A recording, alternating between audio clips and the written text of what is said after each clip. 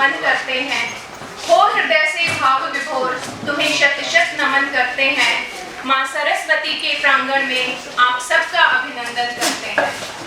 आदर, आभार और अभिनंदन and a very warm welcome to all of you. मैं डॉक्टर वंदना यादव और मैं Kavya Singh.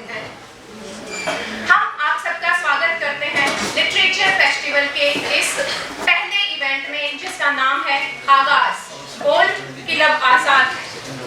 As we are all aware, SMS Medical College is celebrating its Platinum Jubilee this year. And what a better way to commence the celebrations than with an ode to words which change the world. The Literature Festival. ये आगाज न सिर्फ literature festival का है, अपितु SMS के platinum jubilee celebration का भी प्रथम कार्यक्रम है। तो जो जोरदार तालियां हो जाए, आगाज बोल के लग आता है।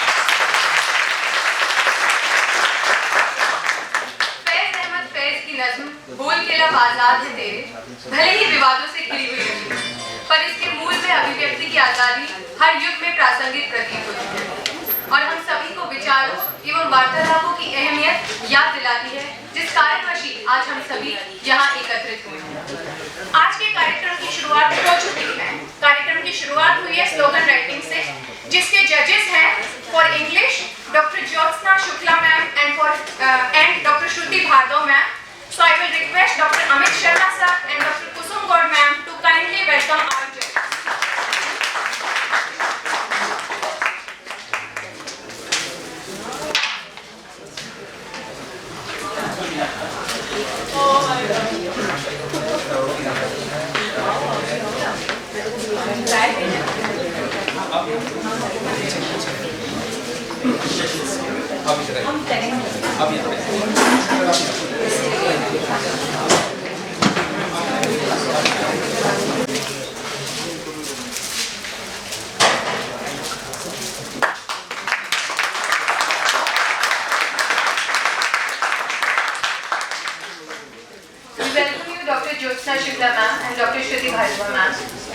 हिंदी के जजेस हैं डॉक्टर अमित शर्मा सर एवं डॉक्टर कुसुम गौर मैम। मैं डॉक्टर धर्मेश शर्मा सर और डॉक्टर महावीर सैनी सर से रिक्वेस्ट करना चाहूंगी कि वे आकर जजेस का स्वागत करें। I will request Dr. Kusum Lata Meena ma'am and Swati Srivastava ma'am to kindly welcome our judges.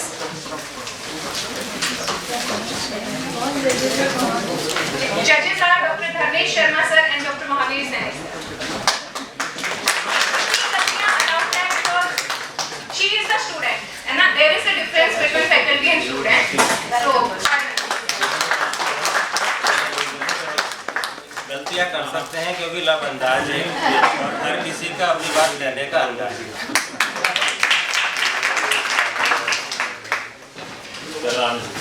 किसी कवि ने क्या खूब लिखा है, आजकल हंसता हुआ किसी को देखे भी तो कैसे, मुस्कुराना जो लोगों का अंदाज बन गया।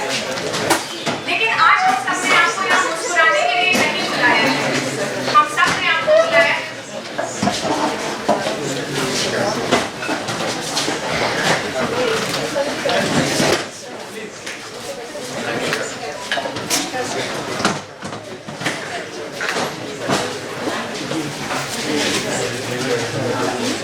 We are very fortunate to have respected Dr. G. N. Saxena sir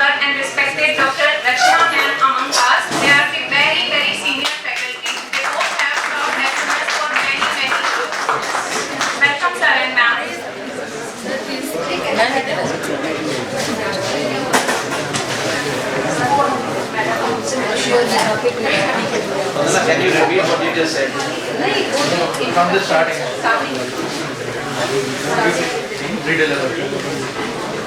वो जो आते हैं तो आ जाती है चेहरे पे मुस्कान और वो कहते हैं कि मरीजे इलाज बहुत अच्छा है। तो सर के आने से, मैडम के आने से जो रौनक आई है, मैं एक बार सब लोगों की रौनक ताली बजा के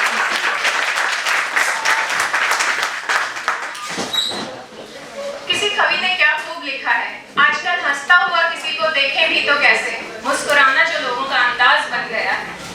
लेकिन आज हम सबने आपको यहाँ मुस्कुराने के लिए नहीं, खिलखिलाकर हंसने के लिए बुलाया है। और हंसना तो ऐसे हंसना बिना जोक के भी, कि बाजू वाले को लगे कि किस बात पे हंस रहा है, ऐसा क्या है जो मुझे समझ में नहीं आया, उसे समझ में आ गया। Okay, so here we present the laughter show of literature festival and the जजेस for the events are Dr. Radheshyam Chijara sir and Dr. Pankaj sir. I will request Dr. Anurag Thakur sir and Dr. Mahavir Saini sir to kindly welcome our judges.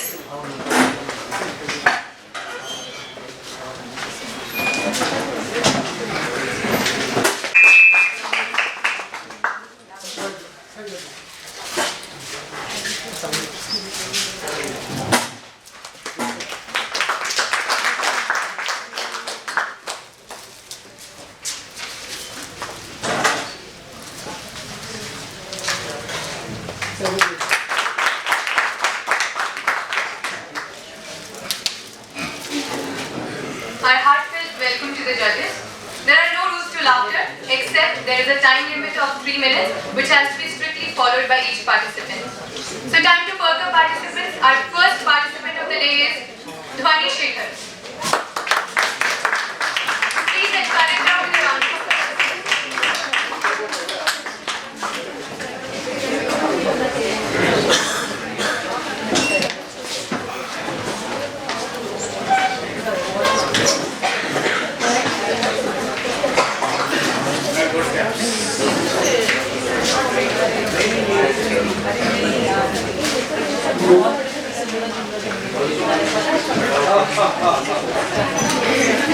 तो कैसे हैं आप लोग? Very cliche start. So okay, good morning everyone. My name is Dhwani Shekhar and I did my schooling from a very normal school in NCR. Okay. So but वहाँ पे धुएं के अलावा उसकी NCR ने मेरी जिंदगी पे और कोई प्रभाव नहीं डाला है। ठीक है, मतलब दिल्ली की डोमिसाइल तक नहीं मिली थी यार मुझे दिल्ली में होने के बाद। ठीक है, कोई बात नहीं। बट ये ऐसा इसलिए भी था क्योंकि ना वो एक बहुत खतरनाक लोकेशन पे सिचुएटेड था। मतलब ऐसी लोकेशन थी कि अगर कभी राजस्थान और हरियाणा के बीच में कोई दंगा हुआ ना तो सबसे पहले हम ही घुसेंगे। और ऐसा मतलब खतरनाक इसलिए भी क्योंकि अगर कोई दूसरे स्टेट का इंसान हमारे स्कूल में जाए और एक चक्कर भी लगाए ना तो उसका इनबॉक्स फ्लड हो जाएगा। Welcome to Rajasthan, welcome to Haryana, welcome to Rajasthan, welcome to Haryana. मतलब जहाँ पे मोबाइल नेटवर्क इतना कंफ्यूज है वहाँ सोचो बच्चों का क्या ही होता होगा। तो ठीक है, मतलब काफी नॉर्मल स्कूल था। हमारे स्कूल में भी अफवाह फैली हुई थी कि ये स्कूल कब्रिस्तान पे बना है, यहाँ पे रात को चुड़ैल घूमती है। ठीक है, मैंने अपनी क्लास की लड़कियों को देखा है, आई वाज लाइक भाई चुड़ैल तो दिन में भी घूमती है। और वही सब सुबह हम लोग एक ना परंपरा टाइप्स हो गई थी कि क्लास में आप जाते सुबह खबरें फैलती हैं। लक्ष्य टिफिन में पाव भाजी लाया है, आर्यन टिफिन में पकौड़े लाया है, अंशु टिफिन में गाजर का हलवा लाई है। तो मतलब लंच ब्रेक तक तो वेट कर लिया, तो मतलब बहुत जानो, नहीं तो जैसे ही टीचर क्लास से बाहर जा लिया 40 के 40 बच्चे और 8 टिफिन ऐसे जमोजते हैं ना खाना की, मतलब ये अन्न का आखिरी निवाला वही था उनके पास। और फिर जितना उनके हाथ में आया उससे वो ना अपना राशि भविष्य डिसाइड करते थे दिन का। आज का दिन तो बहुत अच्छा जाएगा यार, आज तो टेस्ट कॉपीज मिलने वाली थी ना, आज क्या होगा हमारा। बट ठीक है, अब तो क्या है, यू वांट इट स्वीट। ठीक है, और भी काफी नॉर्मल स्कूल था। मतलब एक मेडिकल रूम होता था जो ऑफ कोर्स सब जगह होता है, वहाँ पे मेडिकल वाली मैम थी। तो कोई भी प्रॉब्लम है ma'am may I come in, ma'am is like पहले एंट्री करो, कोई भी आपको कोई भी चीज़ है मतलब हार्ट टूटा पहले एंट्री करो। उसके बाद कोई भी आपको मैम पेट दर्द हो रहा है, सर दर्द हो रहा है, बदन दर्द हो रहा है, खांसी जुकाम बुखार कुछ भी है, एक रामबड़ इलाज होता था मैम के पास, हाजमोला। कोई भी आओ, कभी भी आओ, हाजपुला मैम ऑल टाइम फेवरेट, सबको वही पकड़ा देती थी मैम। उसके बाद और हमारे हर स्कूल में होता ही तो एक पीटी टीचर होते थे जो स्कूल असेंबली में अटेंशन को अटेंशन बोलते थे। खैर स्कूल असेंबली से याद है, मतलब हम लोग सोचते होंगे यार स्कूल असेंबली किसी काम की नहीं होती थी, but I tell you what, school assembly काफी काम की होती थी। स्कूल असेंबली में एक बच्चा आता था ना, सुप्रभात, आज का सुविचार, वही sorry to interrupt. Thank you.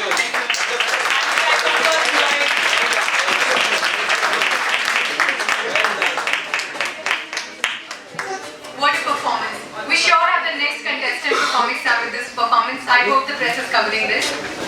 The next performance is by a duo of Bhajan Lal and Pinkesh Sherwal.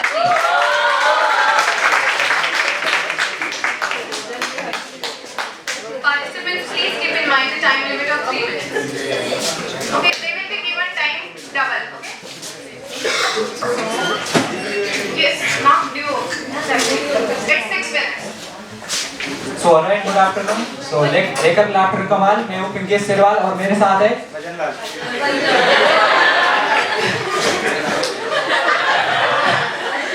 और भजन लाल क्या चल रहा है तेरी लाइफ में यार कुछ नहीं यार, मेरी जिंदगी के 2 महीने ऐसे बीत गए, मैं उसे देखता रह गया, वो किसी और से पट गया।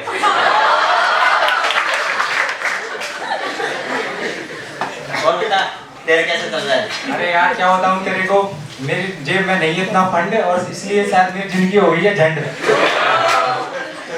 और बता यार आजकल ये चश्मा कैसे लगा ली तूने यार? चश्मा बताऊं चश्मा क्या वजह? मैंने उससे लगा लिया दिल, आंखें खराब नहीं थी फिर भी चश्मा लगा लिया। असो भाई ये तो यार कुछ मैच नहीं हुआ यार। यार तो बुलाया था ना, वो खाना खाने चले गए, माहौल बन नहीं रहा है। खाना खा रहे हो जिन्होंने मैंने गोली दी थी ना मीठी में बात दे दूंगा, वो आए नहीं अभी तक, माहौल अभी तक हुआ नहीं क्या करें। और मैंने सुना थी शादी हो गई। हाँ यार हो गई शादी यार। और सुना फिर आगे यार देखकर प्यार का वास्ता और शादी के हादसे में फंस गया यार मेरा। अच्छा आगे से लड़की ऐसे जाती है ना, ऐसे ऐसे जाएंगे ना, आते ऐसे जाएंगे, ऐसे मैं लाइव मारना चाहूँ नहीं बिल्कुल सही। और बता बाकी खूबसूरती वगैरह बढ़िया है। अरे यार क्या बताऊँ तेरे को यार, वो हस्ती तेरी भाभी इतनी खूबसूरत है कि जब हंसती है ना तो चुटकुले शर्मा जाती है वैसा। और उसकी खूबसूरती में मैं कुछ कहना चाहूँगा कि बहुत खूबसूरत है वो, कि बहुत खूबसूरत है वो, उसको दुनिया की बुरी नजरों से बचाती है। तो सिर्फ मैं तो उससे कहता हूँ कि सिर्फ आंखों में काजल ही काफी नहीं, गले में नींबू मिर्च और चप्पल भी लटका है।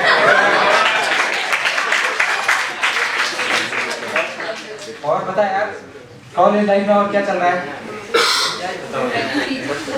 मैं तो उसे देखता रह गया,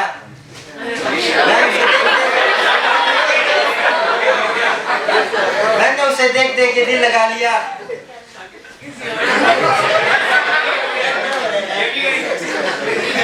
अरे स्क्रिप्ट के हिसाब से बोले यार, तू बोल रहा है।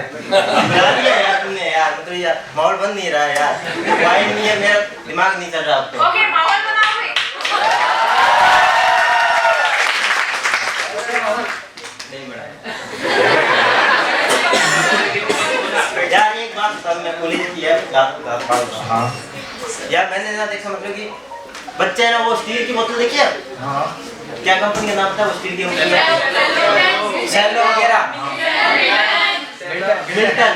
अब इतनी सर्दी है वो मिल्टन की बोतल लेके आएंगे। हाँ। अब ऐसे नहीं उसमें गर्म पानी लेके आते हैं। अच्छा उसमें वाटर कूलर है, ठंडा पानी, भाई उसके अंदर वो गर्म पानी लेके आने, मैंने ले ली गलती से, ये प्यास लगी है भाई, मैंने पानी पिया ना पूरा झंझनाट, और फिर वही बोतल अब पड़ी है, वो केयर नहीं करते हैं, वही बोतल घूम गई है, तो आप ग्रुप में आ रहा है मैसेज, अरे यार किसी ने लावा और ये मेरा बंदा, मैं पूरा क्लियर हूँ, अपने को फंक्शन नहीं करना, अपने रखेंगे बिस्लेरी, इधर पढ़ियो बिस्लरी और टाइम मिल जाती है डेली 5 दिन आते हैं, कभी किडनी कभी डुक्स अलग अलग कंपनी, अब कोई दिक्कत नहीं है। अच्छा, और कॉलेज के बारे में मैं कहना चाहूँगा बोल भाई कि कॉलेज की गलियों में क्या गजब का खेल होता है, कि कॉलेज की गलियों में क्या गजब का खेल होता है, और दिलों के बहाने और क्लास के बहाने दिलों का मेल होता है। और भजनलाल बताया यार, बहुत कुछ यार तो बोल दिया मैंने सारा यार, लेक्चर बोल दिया मेरे मन से यार, अब मैं क्या बोलूं तू बता दे।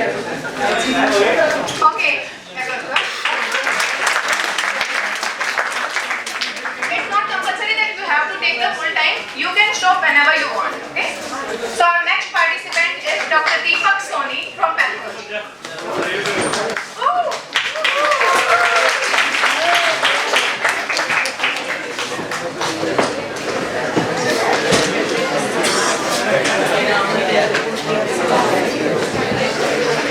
नमस्कार सभी को, मैं डॉक्टर दीपक डिपार्टमेंट। आप सभी बड़ों को प्रणाम, ताकि मुझे यहाँ पे खड़े होने की हिम्मत मिल सके और सभी छोटों को भगवान मुझे सहने की हिम्मत दे सके। 2 साल पीछे लोग चलेंगे तो कोरोना पीरियड हमने देखा किस तरह से हमने सोचा। अब एक आम आदमी की क्या सोच रहती है, कैसे वो सोचता है, तो उसको कुछ खास के मन के अंदर कोरोना में ये क्या चल रहा है, चेहरे पे शेविंग बढ़ रही है और बैंक में सेविंग घट रही है। किसी ने पूछा इतनी दाढ़ी क्यों बढ़ा रखी है, मैंने कहा तिनका भी थोड़ा बड़ा है, चोर के दाढ़ी में तिनका। ऊपर वाले से यही प्रार्थना करते हैं, प्रभु जब तक टीका ना आए तब तक टिका लेना। कोरोना में इतना काढ़ा पिया कि वायरस भी निकलो हो गया। कोरोना में इतना डर था, 10 मिनट कुछ करने से पहले 10 मिनट साबुन से हाथ धोता था, फिर उसी साबुन को 10 मिनट सैनिटाइजर से धोता था, और फिर उस सैनिटाइजर को 15 मिनट में फिनाइल से धोता था, और गलती से हाथ अगर दूसरे हाथ को लग गया तो फिर मैं फिनाइल से धोता। तो कभी किसी ने सोचा कि लीवर से ज्यादा अल्कोहल कभी स्किन को मिलेगा? कोरोना में सब कुछ बंद था, ब्यूटी पार्लर भी बंद थे,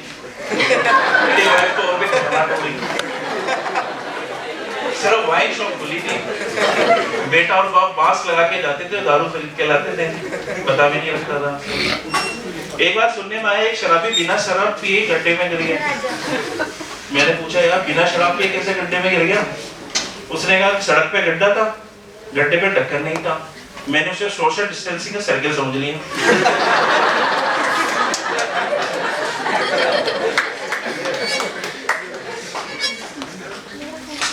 कोरोना आपदा में अवसर किसे कहते हैं? हमारे आरएमपी प्रैक्टिशनर डॉक्टर खटपटिया जी, जब से कोरोना आया सीजनल वायरस बैक्टीरिया पता नहीं कहां चले गए, फूफा जी के जैसे रुट गए कि नया दवाई कोरोना है, बाकी बीमारी तो आई नहीं। उन्होंने कहा कि क्यों ना एक मैं स्कीम चलाता हूँ। उन्होंने बाहर बोर्ड टांग दिया, 300 रुपए में इलाज कराइए, इलाज नहीं हुआ तो 2000 रुपए वापस पाइए। हमारे मुंगेरी लाल जी, उन्होंने देखा कोरोना में कमाने का नया तरीका है, चलो चलते हैं डॉक्टर साहब के पास, 2000 रुपए कमाएंगे। डॉक्टर साहब के पास गए, उन्होंने कहा डॉक्टर साहब 2 दिन से मुझे टेस्ट नहीं आ रहा, ना खट्टा लग रहा है ना मीठा लग रहा है, क्या करूं? कोरोना की जांच करा ली है, सीटी स्कैन करा ली है, सारी दवाइयां ले ली, आते ही स्टेरॉइड भी ले लिया है, अब क्या करना है बताओ? कटपटे ने कहा जहाँ बड़ा ढीठ मरीज है तो पहले से सब लेके आया। तो उन्होंने कहा सिस्टर वो बॉक्स लेके आओ 22 नंबर का, उसमें 3 ड्रॉप पिलाओ मुंगेरी लाल जी को। सिस्टर ने 1 2 3, मुंगेरी लाल जी चिल्ला रहे डॉक्टर साहब ये तो पेट्रोल है। बोले लो साहब आपका टेस्ट आ गया, लाओ 300 रुपए। एक second,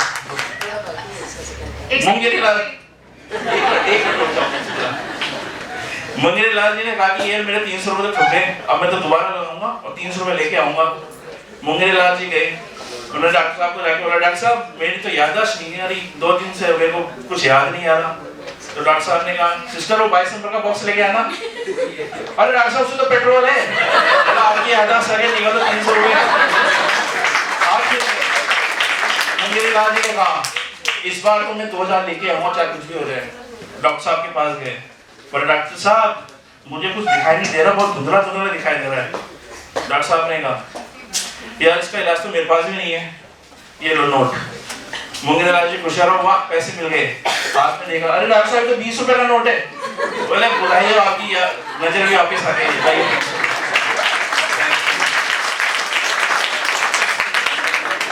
What an entertaining performance. I would now like to invite the next participant, Dr. Kusum Gaur ma'am.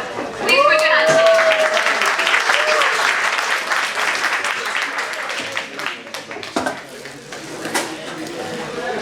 तब तक कोई ऐसे जोक सुनाना चाहता है? सब अधिकतर लोग यहाँ शादीशुदा हैं। यहाँ कुछ डेफिनेशन में आपको देते हैं। श्रीमान कौन होता है जिसका घर में कोई मान नहीं होता। श्रीमती कौन होती है जिसकी मती मारी गई है। और पत्नी कौन होती है जो पति से तनी तनी रहती है। घरवाले के पास चला जाएगा। We will stick to time. It's 3 minutes, not more than that. सभासदों को मेरा प्रणाम है। मैं एक स्टूडेंट की व्यथा सुना रही हूँ, एक छात्र की व्यथा सुना रही हूँ जो करीबन 9वीं 10वीं क्लास में पढ़ता है। तो वो प्रभु से क्या प्रार्थना करता है, हे प्रभु इस दास की इतनी विनय सुन लीजिए और मार ठोकर नाव मेरी पार ही कर दीजिए। मैं नहीं डरता प्रलय से, मैं नहीं डरता प्रलय से, मौत या तूफान से, पर रूह मेरा कांपता है बस सदा इम्तिहान से। टाए टाटा रोज रटता हूँ प्रभु और पुस्तकों के रात दिन पन्ने पलटता हूँ प्रभु, लेकिन न जाने भाग्य में कौन सा अभिशाप है कि रात को रटता सुबह और मैदान मिलता साफ है। नाश हो इतिहास का, अब सब्जेक्ट ले रहे, नाश हो इतिहास का, सन के समुंदर बह गए और मर गए वो लोग, रोने के लिए हम रह गए।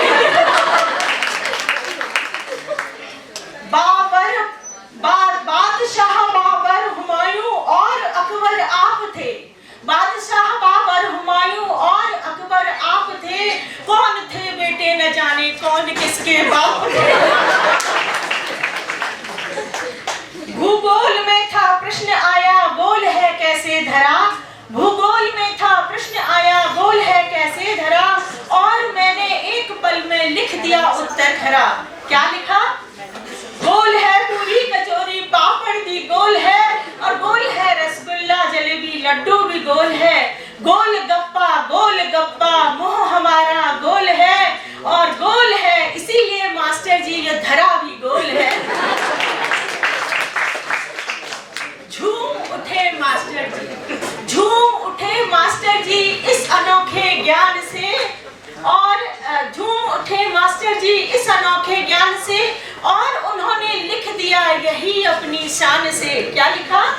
ठीक है बेटा हमारी लेखनी भी गोल है, ठीक है बेटा हमारी लेखनी भी गोल है बिंदु तुम्हारा नंबर भी गोल है। राम हाय प्यारी संस्कृतम, तुम न आई मर गया मैं रच गच कचुमरम। रंड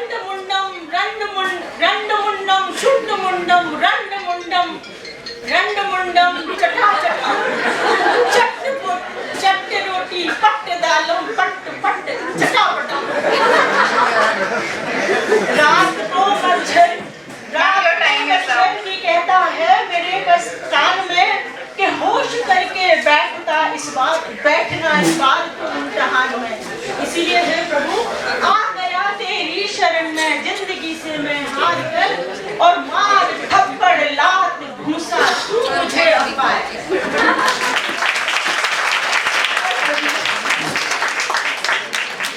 आपकी परफॉर्मेंस ने माहौल को अत्यधिक खुशनुमा बना दिया मैम। और बचपन की याद भी लगा दी।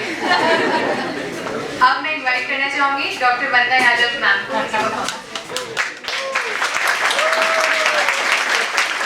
शादी की अगले दिन एक रस्म होती है मुंह दिखाई की, मेरी भी हुई थी।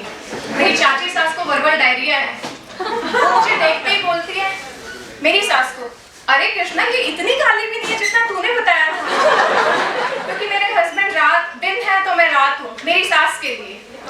अब उनका प्यार अंधा था, मेरा तो बहुत लाइफ ब्राइटनिंग वाला था। कोई बात नहीं, पहला बच्चा हुआ लड़का। इंडियन सोसाइटी में पहला बच्चा लड़का होना घर गांव शहर सब में ढिंडोरे पिट जाते हैं। सबको क्रेडिट मिलता है सिर्फ उन 2 लोगों को छोड़ के जिन्होंने ग्राउंड वर्क।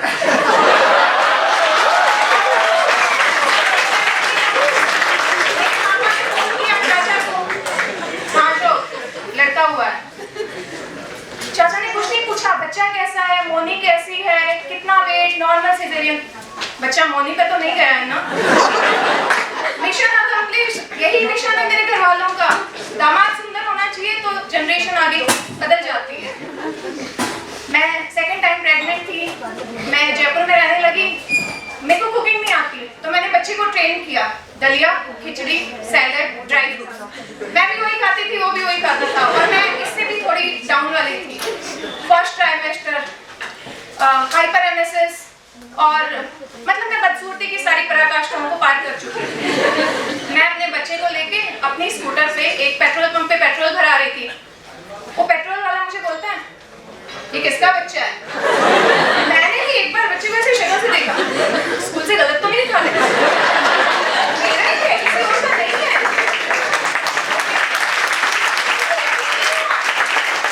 वापस बच्चे को बोला ये आंटी तुम्हें कहाँ से लाई है? 4 साल का बच्चा कैसे समझेगा इस कॉम्प्लेक्स क्वेश्चन को? उसे नहीं समझ आया, उसने आंसर नहीं दिया, उसे डाउट हुआ बेटा ये आंटी कौन है? बच्चा कहता है मम्मी है। उसे फिर भी यकीन नहीं हुआ किसकी? ओके, तो बच्चे ने कहा मेरी। उसे यकीन हो गया, पता नहीं हुआ कि नहीं, बट उसकी आंखें, हम वहां से निकल गए पर मुझे लगा था उसकी आंखें मुझे दूर से देख रही है। यू नो, मैं उस पेट्रोल पंप पे दोबारा कभी नहीं गई। जहाँ इतनी बेइज्जती हो जाए वहां जा सकते हैं क्या? ससुराल की बात मत करना, वहां जाना पड़ता है।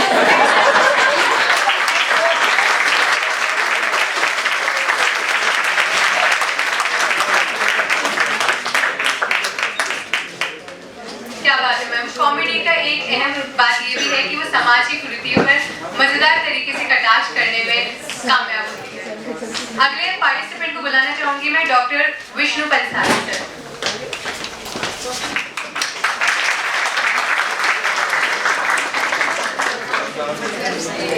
सबसे पहले तो आप सबको बहुत बहुत नमस्कार। वो जो मर्जी से आए हैं, वो जो जिनको जबरदस्ती बुलाया गया है। भाई क्या है कि लिटरेचर फेस्टिवल में सबसे खास बात क्या होती है, यहाँ पे या तो बोलने वाले मिलते हैं या फिर जजेज मिलते हैं। आज वैसे देख रहा हूँ काफी भीड़ है, बहुत बहुत धन्यवाद। एक बार क्या हुआ, मैं एक मेरे दोस्त के साथ गया। वो दोस्त बड़ा गप्पी स्वभाव का था, बात बात में गप मारता। मैंने कहा यार भाईला यार तू तो गप बहुत मारता है यार, हमारी तो बेइज्जती हो जाती है यार, तो समझने की कोशिश करना। तो बोले यार आपके जैसे मैं गप मारूँ ना तो बोले ऐसे बोल देना तुमने, तो मैं थोड़ा सावधान हो जाऊँ। तो हम शादी में चले गए। तो उसने शादी में जाते ही शुरू हो गया, यार हम कल तो जंगल में गए, 50 फीट लंबा एक शेर देख लिया। तो मैंने कहा और थोड़ा पास में गए, तो बोले 40 फीट के आसपास। तो और थोड़ा पास में गए, बोले जी 30 फीट तो था ही था मतलब। फिर मैंने जोर से अब के तो हमने पास जाके और उसको इंची टेप से नाप दिया, वो 20 फीट तो था ही राजा। फिर मैंने कहा बोले यार भाईला अब नाप दियो बस। तो अपने क्या है, शादी में एक बहुत ही अच्छी वैरायटी होती है, फूफा नाम की, अभी फूफा वर्ड आया। अच्छा सबसे खास बात क्या है कि हर डिपार्टमेंट में एक फूफा जरूर पाया जाता है। फूफा वर्ड अपन उसके यूज कर सकते हैं जो कभी सेटिस्फाई होता ही नहीं। जैसे एमबीबीएस में अपने कई प्रोफेसर को सेटिस्फाई नहीं होता। आप कितनी भी अच्छी थीसिस कर लें, सेटिस्फाई नहीं, इसका मतलब वो फूफा वैरायटी है।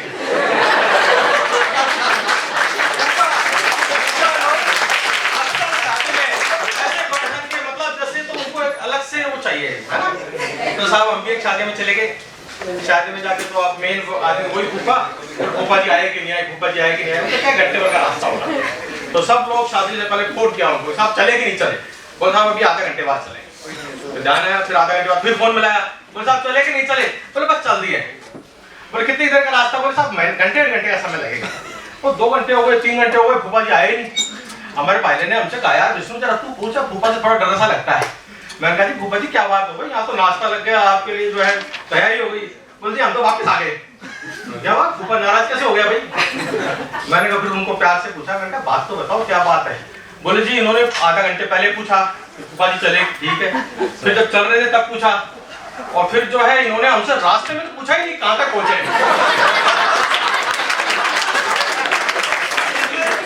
जो है मैं तो नाराज हो गया, मैं तो वापस आ गया। Thank you very much.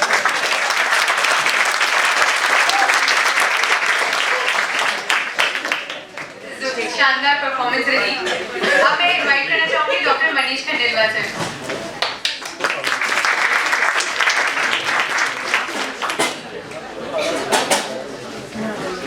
सभी सज्जनों को प्रणाम, सरकार को नमस्कार। बैठे ना पीछे। देखो इस इवेंट के लिए मुझे कुछ नया सुनाने की जरूरत नहीं है। अपनी तो मेडिकल लाइफ ऐसी गुजरी है कि वो अपने आप में एक कॉमेडी है। मेडिकल में एडमिशन मिला तो ऐसा लगा जैसे कि कोई जंग जीत ली हो। अब अपने ऊपर तो कोई है ही नहीं। जब अंदर घुसे तो पता लगा कि असली जंग तो भी बाकी है, भाषा की जंग। अब सब अंग्रेजी में पढ़ना पड़ेगा और अंग्रेजी में लिखना पड़ेगा। हमारे तो तोते उड़ गए। अच्छा, एग्जाम में आधा घंटा तो इस एनालिसिस में लग जाता था कि कौन से क्वेश्चन का आंसर अंग्रेजी में ढंग से लिख सकते हैं। इतने में तो आगे वाली लड़की सप्लीमेंट्री मांग लेती थी। अच्छा, आप हिंदी मीडियम वालों की अंग्रेजी 2 ही बार बाहर आती है, या तो 2 पैर अंदर गए हो या आसपास कोई लड़की खड़ी हो।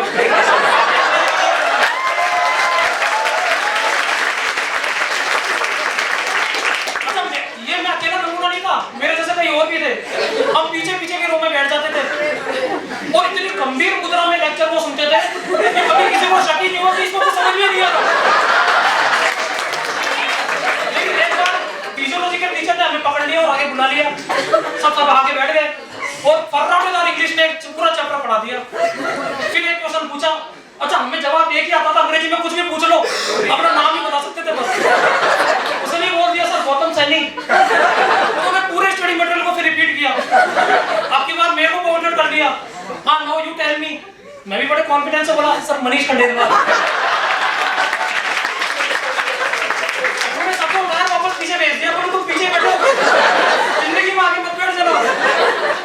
अच्छा, इतनी बेइज्जती के बाद में हमने भी सोचा कि अब कुछ पढ़ाई करते हैं। हमने चालू करी से रॉबिन्स बुक ऑफ पैथोलॉजी। तो रॉबिन्स में साहब हमारा ध्यान पढ़ने में तो कम और उसको मार करने में ज्यादा रहता था। इंद्रधनुष में जितने कलर है ना उससे ज्यादा कलर के मार कर यूज कर लिए। अच्छा, सबसे बड़ी विडंबना तब हुई कि जब एग्जाम में एक सिंड्रोम आया तो मुझे ये तो याद आ गया कि इसे येलो कलर से मार्क किया था, ऊपर ऑरेंज था, नीचे ग्रीन था और साइड में पर्पल था। तो सिंड्रोम क्या था ये याद नहीं है। 1 किलो की एडिशन रख के 5 किलो की करती, तो बात अलग है, दिमाग में 10 ग्राम भी नहीं घुसा।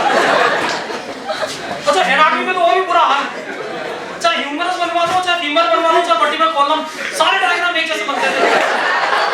तो हमारे सर ने बोल दिया बोले यार तुम फालतू मेहनत मत किया करो। मैं भी कंफ्यूज हो जाता हूँ ये हड्डी कौन सी आ गई। बायोकेमिस्ट्री में कुछ भी बनवा लो हमेशा धुआं ही निकलता था, और एचओडी सामने आता तो एक जगह से और धुआं निकल जाता था।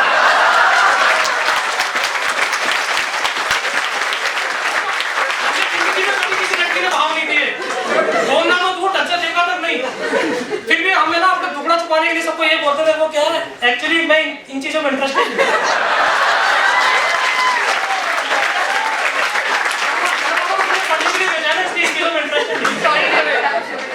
Okay, thank you.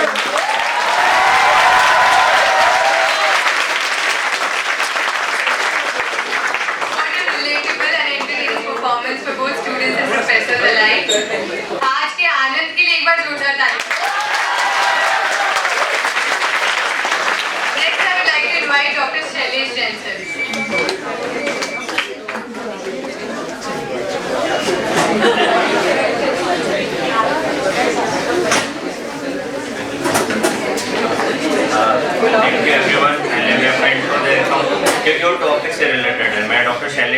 गायनेकोलॉजिस्ट, अभी इंटरनल हॉस्पिटल में हूँ, SMS MBBS किया। टॉपिक है कम मरीजों की कमी वाले डॉक्टर। तो डिस्क्लेमर ये है कि मेरी आप बीती नहीं है, बहुत मरीज है ना, लाइन लगी रहती है। ये उन लोगों को डेडिकेटेड है जिनके पास मरीजों की कमी है। तो इन लोगों को क्या ज्ञान बहुत मिलता रहता है और ताने भी, पर इनमें एटीट्यूड बहुत होता है। सुबह 6 बजे उठ जाएंगे, नींद खुल जाएगी, लेकिन 6:15 बजे का अलार्म लगाएंगे कि जगूंगा तो अलार्म से। अच्छा, बच्चे तैयार करके इनको स्कूल भेजने होते हैं। चाय सुबह की तुम ही बना लिया करो क्योंकि मरीज तो तुम्हारे आते नहीं, चाय भी यही लोग बना लेते हैं ना। बाकी सारे अच्छा, इतने बड़े घर की डस्टिंग मैं तो अकेली करूंगी नहीं, तो इन लोग डस्टिंग में भी कुछ हेल्प कर देते हैं। अब जैसे मैडम लोग हॉस्पिटल जाते होंगे तो इनके मन में गाना चलता है कि पंछी बन उड़ के फिर, या फिर कोई सर्जन जा रहा होता है और एनेस्थेटिस्ट का फोन आ जाता है कि सर स्पाइनल लगा दूं, वो इतना खुश, उसको लगता है कि भाई पिछले जन्म में हमको वो होंगे रिश्तेदार, और ऐसा मन अच्छा गाना चल रहा होता है। अब ये लोग जो डस्टिंग करके निकलते हैं, इनके मन में क्या गाना चल रहा होता है? देख देख देख तू यहाँ देख देख, पहले की बीमारियों का सबका बुरा झाड़ू वाला आया। अब ये लोग पहुंचते हैं सुबह 10:30 बजे हॉस्पिटल, तो सुबह 10:30 बजे फोन कर देते हैं, दोस्त को फोन करते हैं, यार तू भी ऑनलाइन, अरे इतनी देर बाद थी। दिसंबर तो सारा साहों में निकल गया, जनवरी में संक्रांत आ गई, अब वापस आ गए, मरीज किसी के पास भी नहीं है यार। तो एक बार अब अच्छा बताता हूँ कि भाई आप लोगों में से कोई ऑर्थोपेडिशियन है? तो एक बार मेरा फ्रेंड ऑर्थोपेडिशियन ना ओपीडी में ECG देख रहा था, बोला यार इसमें तो छेद है। बोले सर कार्डियोलॉजिस्ट ने तो बताया नहीं कि इसमें छेद है। बोले अरे तेरे हार्ट में ECG में छेद है, ये तो मैं क्लिनिक से करा लेता। प्राइवेट हॉस्पिटल में क्या होता है, एनुअल चेकअप वाले बहुत होते हैं, आजकल सब अवेयर हो गए ना। तो एक गैस्ट्रोएंटरोलॉजिस्ट है ना, ओपीडी में बैठा था, एनुअल चेकअप पूरी रिपोर्ट देखी बहुत देर तक। वहाँ पर क्या गर्दन ही हिलानी पड़ती है। जैसे सरकारी के पेशेंट थोड़े अलग है, प्राइवेट के पेशेंट थोड़े अलग है। सरकारी वाले अपन जो बोलते हैं समझ जाते हैं, हाँ साहब यही होगा। प्राइवेट वाले ना गूगल पेशेंट क्वेश्चन बहुत सारे पूछते हैं। तो वही ओपीडी का पेशेंट बोल रहा था, तो उसने बोला गेस्ट वाले ने कि आप कभी कभार तो तेरा पेट देख दुखता ही होगा, रिपोर्ट है तो सारी ठीक आ रही है। अब मरीज भी झुंझुनू का था, कि साहब आफरा तो खूब बढ़ता है, हमारे वहाँ क्या है, तानसेन नाम की एक चीज है, आप खाली बैठे करते क्या हो, मरीज आप क्या नहीं, आप भी ले लिया करो, आपका भी तो मेरे को भी मतलब सॉरी मेरे को नहीं, अपने पास बहुत मरीज है। उस टाइम की बात बता रहा हूँ जब मेरे पास मरीज नहीं थे, तो मेरे को टाइम है सब।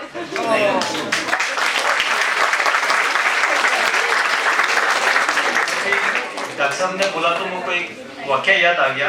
एक बार रद्दी वाला आवाज लगा रहा था, फटे पुराने कपड़े वाला, टूटे फूटे जूते वाला। तो मैडम अंदर से बोलती हैं वो तो गए ब्लड बैंक।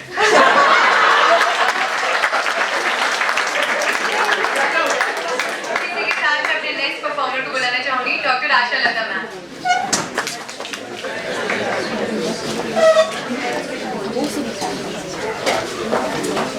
मैम के लिए जोरदार ताली।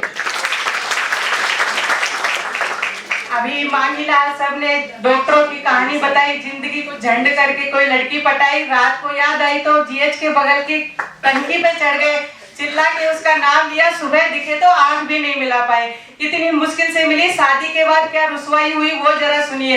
बीवी गायनेकोलॉजिस्ट बन गई तो आलू का पराठा बनाया, डॉक्टर ने बोला भाग्यवान इसमें तो आलू नहीं, बोला खा लो जी कश्मीर के पुलाव में कौन सा कश्मीर होता है, बोला जिंदगी तो कश्मीर बन गई, सुंदर तो है पर घर में आतंक ही आतंक है। घबराया डॉक्टर, हॉस्पिटल गया, नए नए मरीज मिल गए, मरीज खांसता आया, डॉक्टर ने कहा लेट जा टेबल पे, कूले पे इंजेक्शन लगाया तो डॉक्टर बोला क्यों बीड़ी पीता है, बोला अरे क्या पीछे से मेरे धुआं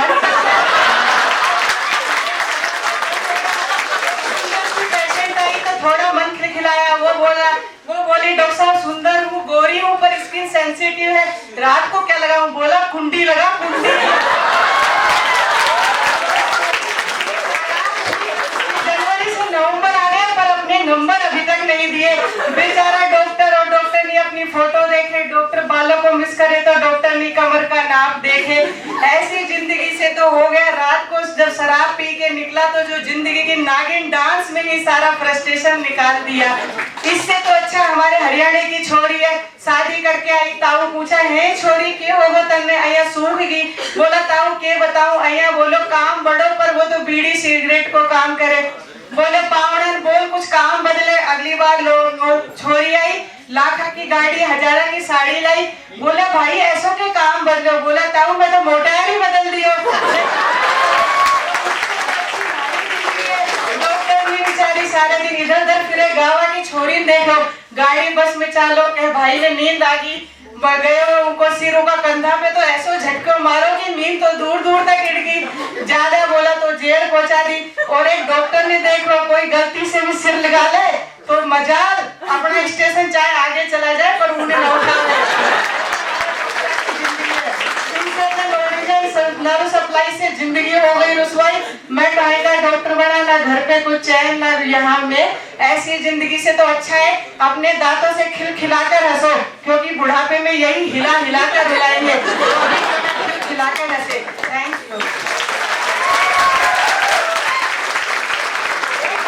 बताया कि बस सास हमेशा कमेंट करेगी भाई डॉक्टर भाई से पूछे तू यो डॉक्टर ने लिया है सदगुणी बहू कहाँ मिले। बोले माँ वह तो एकता कपूर का स्टार सीरियल का नाटका में मिले।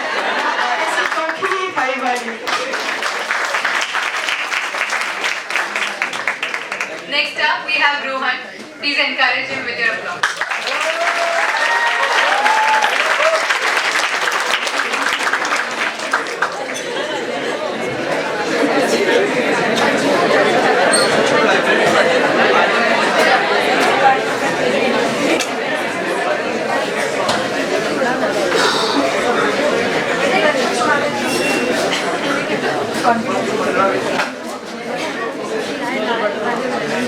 My name is Rohan. जानू अभी शुरू नहीं हुआ है, ठीक है? जिसको हंसने के लिए बोला है वो हंस देना। सामने सारे लोग बैठे हैं, किसी जॉब पे नहीं हंसे तो भी मेरी बेइज्जती हो जाएगी, है ना? ठीक है? तो मैम ने बोला मेरे को कि ढूंढना अपनी क्लास से जॉब मारने वाले। तो मैं गया, किसी ने बोला ही नहीं कि मेरे को जॉब करना है। थोड़ा थोड़ा समझ में भी आता है कि हाँ भाई कोई कॉमेडियन डॉक्टर कैसा होगा। प्रिस्क्रिप्शन में जॉब लिख रहा है। ऑपरेशन थिएटर से बाहर निकला, बोला मैंने पूरी कोशिश करी पर मैं आपकी बीवी को मरवा नहीं सका। तो फिर कुछ लोग आगे काफी लोग बहुत ज्यादा ही आगे, मैं खुद ही नहीं आ पाया आगे। इसके बाद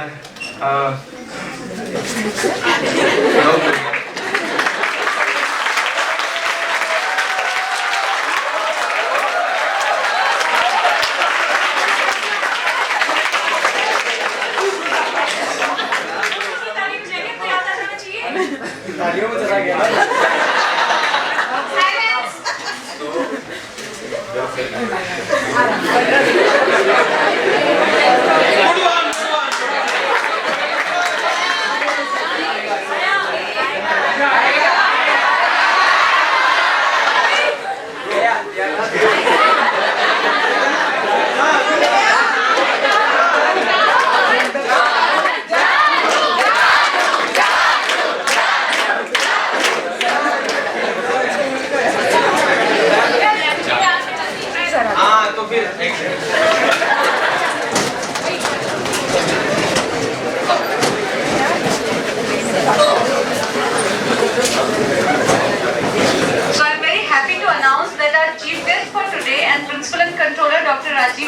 Sir is also here, so all of you can please give him a big round of applause.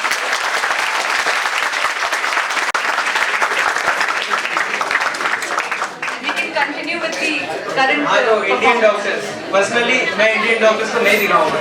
इससे पहले कि आप अंडे टमाटर फेंको, मेरे पास रीजन है। पहले अपन लड़कियों की बात करते हैं। लड़कियां क्यों नहीं, मैं लड़कियों को फिर भी दिखा सकता हूँ कि आप ही इमेजिन करो 12th क्लास में लड़की आई है, उसने कहा पापा से कि पापा मुझे डॉक्टर बनना है। तो पापा बोलते हैं बेटा तुम्हें डॉक्टर बनने की क्या जरूरत है, तुम डॉक्टर से शादी भी कर सकते हो। लेकिन फिर भी बच्ची बोलती है कि मुझे डॉक्टर बनना है, तो ऐसे डेडिकेशन वाले डॉक्टर को मैं फिर भी दिखा सकता हूँ। अब आप एक लड़का इमेजिन करो, उसकी 10th क्लास का रिजल्ट आया है, उसको गिटार बजाने का शौक है तो वो अपना गिटार सीखना है। उसकी मम्मी अंदर घुसती है कमरा तोड़ के और बोलती है कि बेटा तुम्हारे मैथ्स में 99 नंबर आए हैं तो तुम्हें बायो लेनी चाहिए, तुम्हारे बायो में कम नंबर आए। और ठीक है, तो फिर वो बेटा 10 साल बाद अब मेरा ऑपरेशन कर रहा है, वो सब मैं वहाँ खुला पड़ा हूँ और वो रोने लग जाता है, यार मुझे गिटार बजाना है और वो मुझे वही छोड़ के चला जाता है। तो ऐसे डॉक्टर को कैसे दिखा सकता हूँ? हाँ नहीं।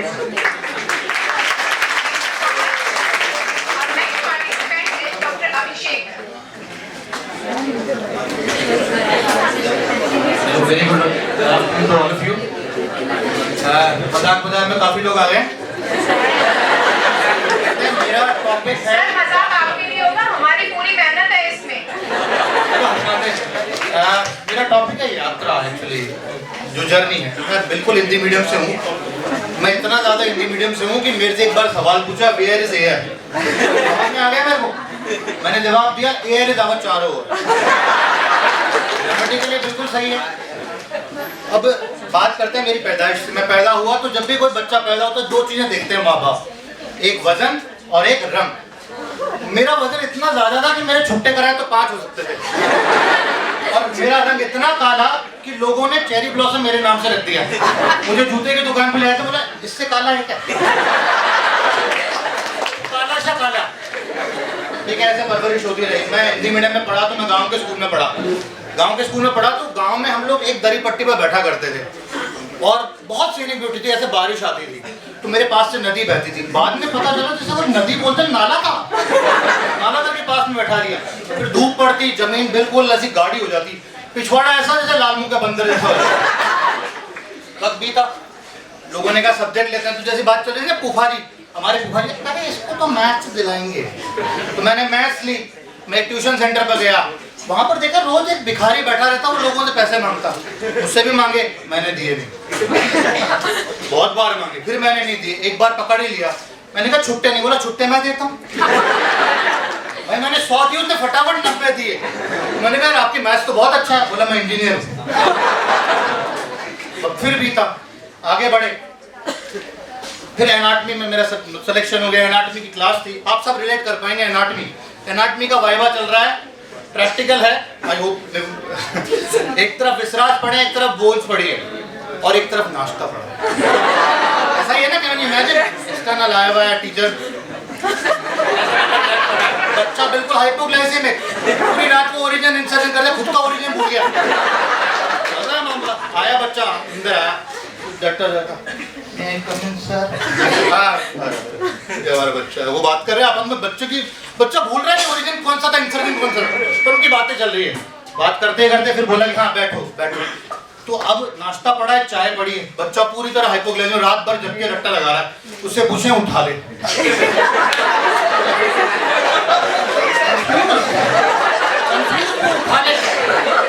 इधर मिश्रा इधर बोल, नाश्ता, उसने नाश्ता उठा लिया।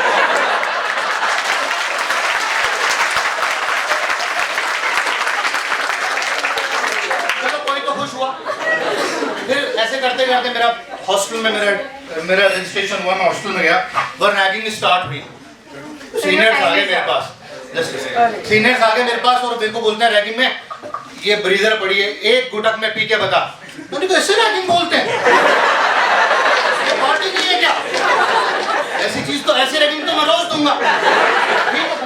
फिर हमारे वहाँ एक कंपटीशन हुआ जहाँ पर शायरी सुनानी थी।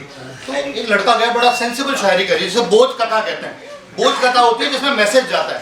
तो उसने बोझ कथा सुनाई, मैंने एक चिड़िया पाली। एक बस लेट मी कंप्लीट। मैंने एक चिड़िया पाली। मैंने कहा बहुत बढ़िया चिड़िया पाली। फिर दूसरे ने कहा मैंने एक तोता पाला। अच्छा ये तो सीरियस होता जा रहा माहौल।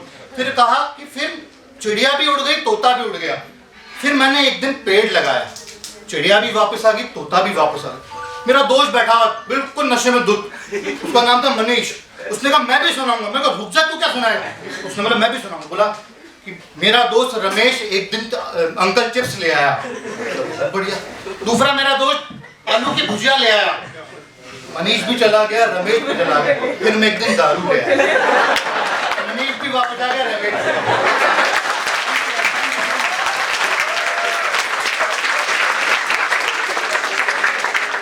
Next participant is Vanchika Magnani.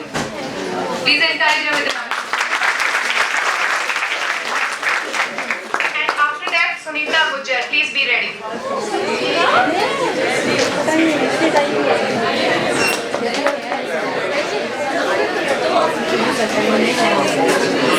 तो अब शायरी की बात आई है तो मैं शुरुआत शायरी से करना चाहूंगी। इश्क करते हैं लोग बड़े शोर के साथ, गौर फरमाइएगा। इश्क करते हैं लोग बड़े शोर के साथ, हमने भी किया था बड़े जोर के साथ, मगर अब करेंगे जरा गौर के साथ, मगर अब करेंगे जरा गौर के साथ, क्योंकि कल देखा था उसे किसी और के साथ। तो अब जनरली अपन जब क्रश को देखते हैं तो what we feel is arrhythmia, मतलब arrhythmia is irregular rhythm of heart. तो इट टर्न्स, मतलब चोली के पीछे के कुक कुक कुक कुक से द हार्ट गोस, कोयल तेरी जैसी बोली कुक कुक कुक कुक कुक कुक। अब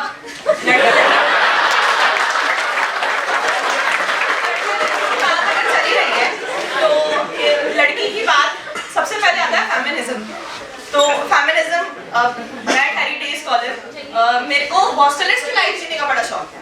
तो मैंने मेरी 3 कॉलेज फ्रेंड्स को पकड़ा, अभी 10-15 दिन, अभी हमें कॉलेज में आए हुए 3 महीने भी पूरे नहीं हुए। मैंने हॉस्टलिस्ट को पकड़ा, चलो घूमने चलते हैं। हमें जगा हुआ था पूरा फेमिनिज्म, मतलब B ग्रेड की मूवी देखेंगे, C ग्रेड की चाय पीएंगे और पूरी फेमिनिज्म वाली लाइफ जिएंगे, एकदम फुल मजे। लेकिन वापस हॉस्टल 8:30 बजे, जब तक हॉस्टल लॉक हो जब तक हमें पहुंचना है। ये सब करते करते हम में से कोई एक हमारी फ्रेंड एकदम डाउन, यार ये फेमिनिज्म नहीं है। मजा तो तब जब अपन हॉस्टल 8:30 बजे बंद होने के बाद छलांग लगा के फिर नाइट में बाहर घूमने जाएंगे। तो हमने वाली बॉसेस से गाड़ी, हमने पूरे खुले आसमां में खाबों के परिंदे वाले पूरे स्टेप्स किया, हमें मजा आ गया, वाह, हमें लगा हमें कोई कैद नहीं कर सकता। और फिर हमें पुलिस ने पकड़ लिया। हवलदार आ गया मजा है, कहाँ गए थे इतनी रात को घूमने? अंदर तो हमने पूरे हवलदार की पूरी बकवास सुनी, एंड तक, बिल्कुल एंड तक सुनी। मन तो कर रहा था, आप समझ गए होंगे क्या कर रहा था, पर फिर भी हमने रोने लग गए। मेरा तो पूरी लाइफ बर्बाद हो गया, हमारी तो जिंदगी बर्बाद। लेकिन फिर भी हम उसकी बकवास एंड टू एंड सुन रहे थे रोते हुए, अरे मेरा तो पूरा लाइफ बर्बाद हो गया। अब इतना फास्ट मैंने ले लिया है तो लाइफ बहुत ज्यादा फास्ट हो गई है। पहले न्यूज रिपोर्टर्स ऐसे होते थे, उनके पास पूरा समय होता था किसी के नाम के आगे श्रीमान या श्रीमती लगाने का। श्रीमान नरेंद्र मोदी भारत के प्रधानमंत्री, श्रीमान बराक ओबामा यूएस के राष्ट्रपति से। और अब देखो लाइफ इतनी फास्ट हो गई है, मोदी मिले बराक ओबामा से। अगर मतलब पहले तो जमाना टाइम इतना सारा था, टाइम पास है,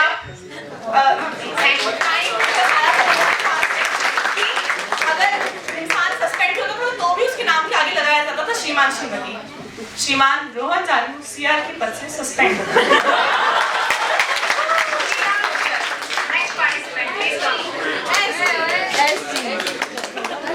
लास्ट कैंडिडेट है, पार्टिसिपेंट है फॉर द लाफ्टर शो।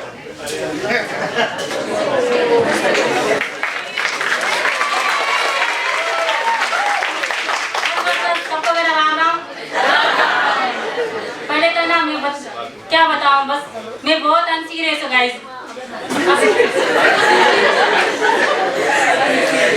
मैं यहाँ लाइब्रेरी में आई अंदर सु एक दो छोरा बोली भाई लाइब्रेरी में जानी चल। अब एक छोरी मारा एडिशन करी, मुझे सच्ची याद दे बेस के साथ बोल दी चार बंद खाते में। फिर थोड़ी देर बाद सच्ची भाई मैंने भी तो स्टैंड अप कॉमेडी में पार्टिसिपेट करे थे। मैं सो अब बोलूँगी काई, पर मुझे कुछ पढ़ रही वो देख रहे हैं, बस आप सब लोगों ने बहुत अच्छा बोला, अब मैं क्या बोलूँ, पर फिर भी बोलना पड़ेगा, मैंने पार्टिसिपेट कर लिया। तो अब थोड़ा बहुत बोल लेती हूँ, एक कहानी सुनाती हूँ मेरी अनसीरियसनेस की। जो घर पे देवता वेवता को भोग भोग लगाओ चापा, तो जो राख होती है ना वो पानी से, मतलब जो होता है उससे भोग लगाते हैं वो अंगीरे से। तो घर वाला का गया, अंगीरा ने एक जो लोटे होते ना मतलब बड़ो मगो जग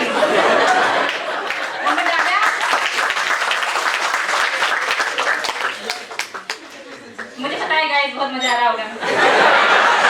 एक हमें तो लग रहा है पर ऐसा हो नहीं, मैंने कुछ दिखा ही नहीं।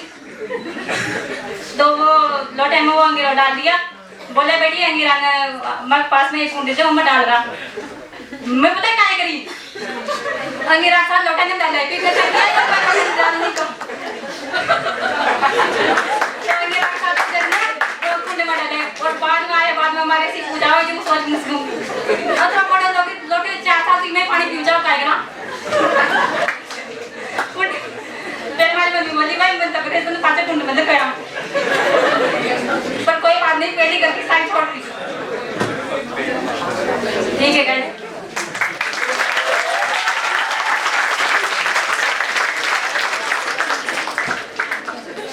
With that, we end our laughter show. अब समय है विद्या एवं साहित्य की देवी माँ सरस्वती का वंदन करने का, इसलिए doctor Rajeev sir, doctor Praveen Mathur sir, doctor Ashok Gupta sir, doctor Amit sir एवं doctor ID Gupta sir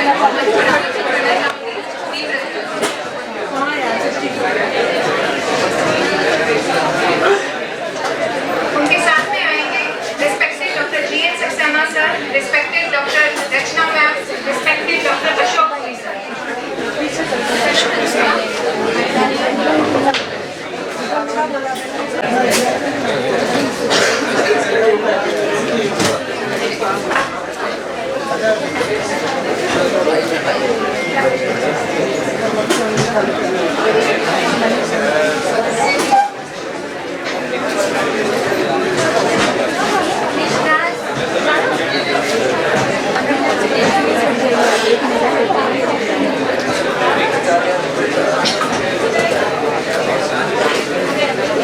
Audience, please be seated. The program is not yet over.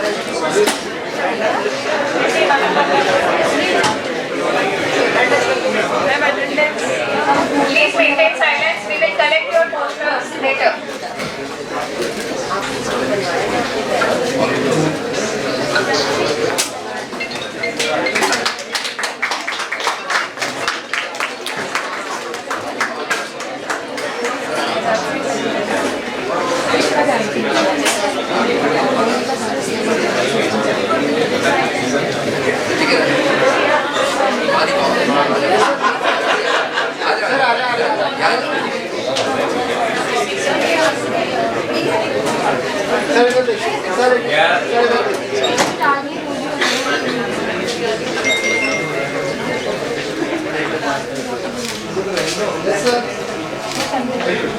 New comedy is so difficult, sir, and had wonderful performances.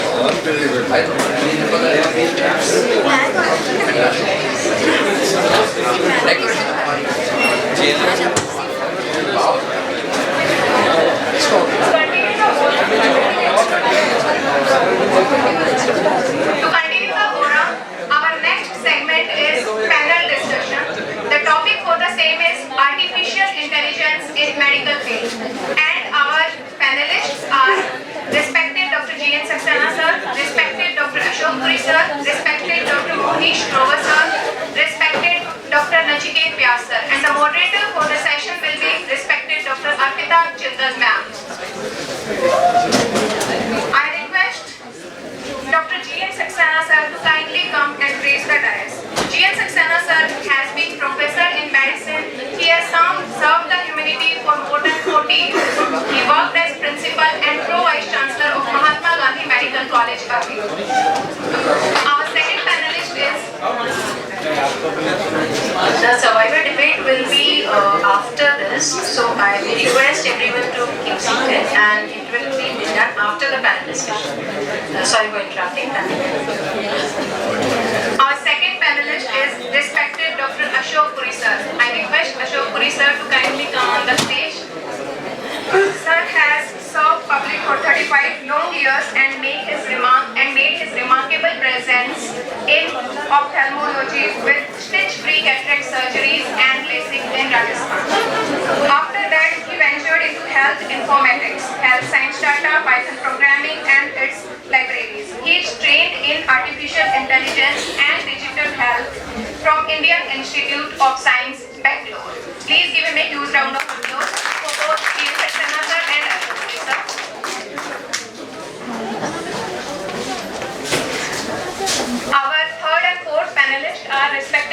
Mohanish Grover sir and respected Dr. Nachiket Vyas sir. Mohanish Grover sir is professor and additional medical superintendent in SMS Hospital.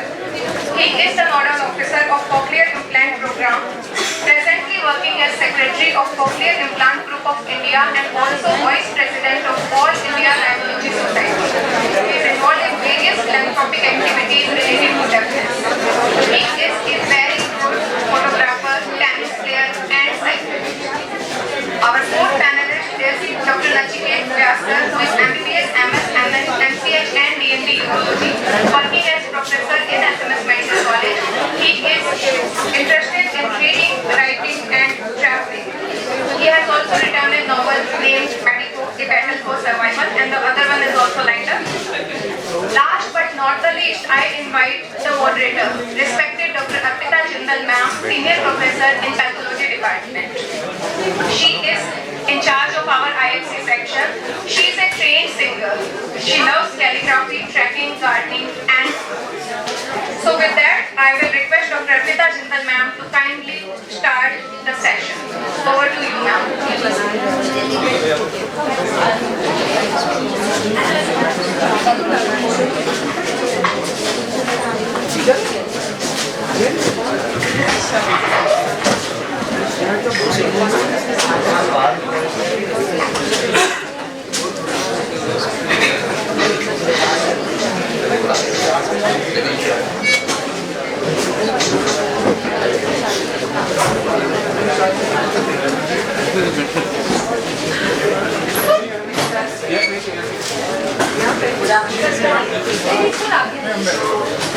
Today's topic for the panel discussion is artificial intelligence in medicine. The capability of a machine to imitate intelligent human behavior is poised to transform the practice of medicine as we know it. Artificial intelligence is a complementary technology designed to enhance the performance of humans, including physicians, nurses, and medical researchers in doing their jobs.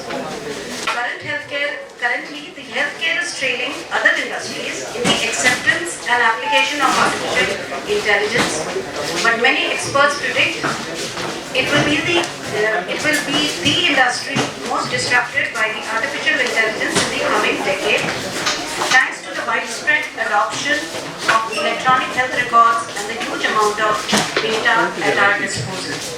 So without wasting any time, I will now start the discussion and I will put the first question to Dr. Saxena. What is artificial intelligence and what are the features of artificial intelligence? Thank you. Good afternoon, everybody. Today we are going to come back to SMS, of course, one never goes out of SMS. Mike.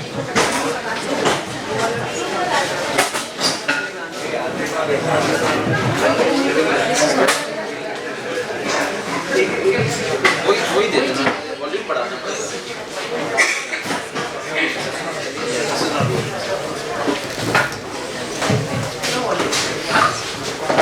I think it should be getting across. So good afternoon everybody, and it's a pleasure to be back at SMS for innumerable reasons. Of course, one never goes out of SMS, is always attached to one's own parental institution, and the topic for today is a continuation of what has happened half an hour earlier. So I think part of it will also be part of the humorous thing, not a serious thing that was supposed to be. Because the wonderful session that we had on the laughter show has actually set the tone. And Arun, who is an expert in artificial intelligence, will also have some funny things to say about that. But of course, Dr. Jindal, you are right. We are going to see a sea change within our lifespans, not just lifespan within this decade, that the medical profession is going to undergo. Because artificial intelligence, as we understand it, not as computer people, not as lay people, but as doctors, is the use of technology, the computing power of technology, initially in the diagnostic field. For example, when we were students, I'm talking of 35, 40 years back, when the CT scan just came in, then what was it explained as? That the CT scan is just an X-ray taken at multiple levels, which the computer is then computing and bringing out the image. Of course, that was the basics and it still remains the basis. Now that is multiplied maybe 1,000 or 2,000 times, and you have so many things which the data can, the computer can pick up from the data which the human mind cannot. So that is one aspect of artificial intelligence, and also part of it is machine learning. They are two almost similar or interchangeable words for the laypeople, in the persons who are in the field. Dr. Puri will probably tell us more about that. But already in our day-to-day life, we are seeing interpretations of the diagnostics, which are helping the clinician come to a diagnosis, because that is ultimately what we all want. We want a good diagnosis. Well, I'll interrupt and I welcome Dr. Gautam Sen and Madam Sen.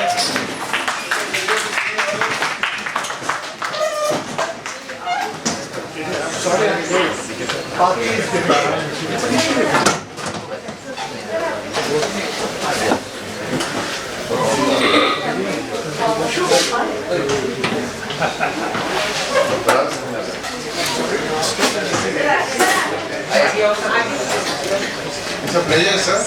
See you here. It's interesting.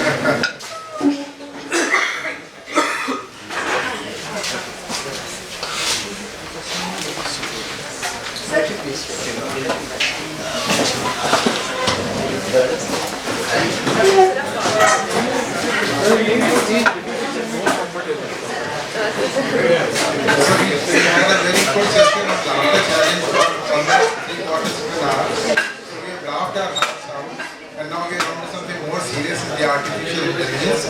And intelligence. So we are talking about this. I just started with the thing that artificial intelligence, how it is going to affect the medical profession. And we talked about the first thing that came up for general view was the computerized tomography. And that was the beginning of the so-called artificial intelligence. Of course, they are not correlated.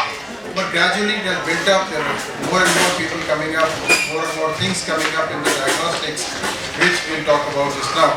But one important thing the artificial intelligence will never be able to replace, no matter how many decades we go beyond, 10 years, 20 or 40 or 50, is the human touch, the empathy and the feeling that the patient has when he is talking to or connected to a doctor.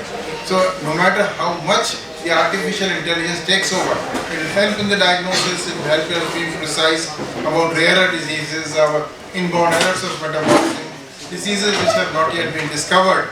But the human touch, which is 90% curative, will not go away. Thank you. All in all, the features of artificial intelligence, as Sir said, would help the physician in decision making, solving the complex problems, and increasing the accuracy of the diagnoses and performing high-level computations. So my next question to Dr. Nachiket is that what are the stages of artificial intelligence? Like where we are and what we see in the future?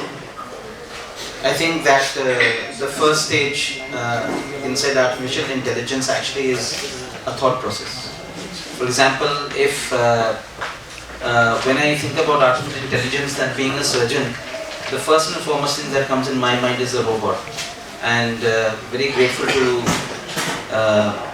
all the principals who have now helped inside the Department of Urology is going to acquire a robot with a lot of, I think Sir requires a round of applause for this, and thank you sir for letting the department have this wonderful gadget.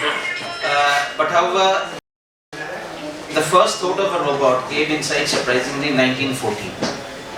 So in 1914 there was a play which was written by a Czech gentleman, Karel Kupek.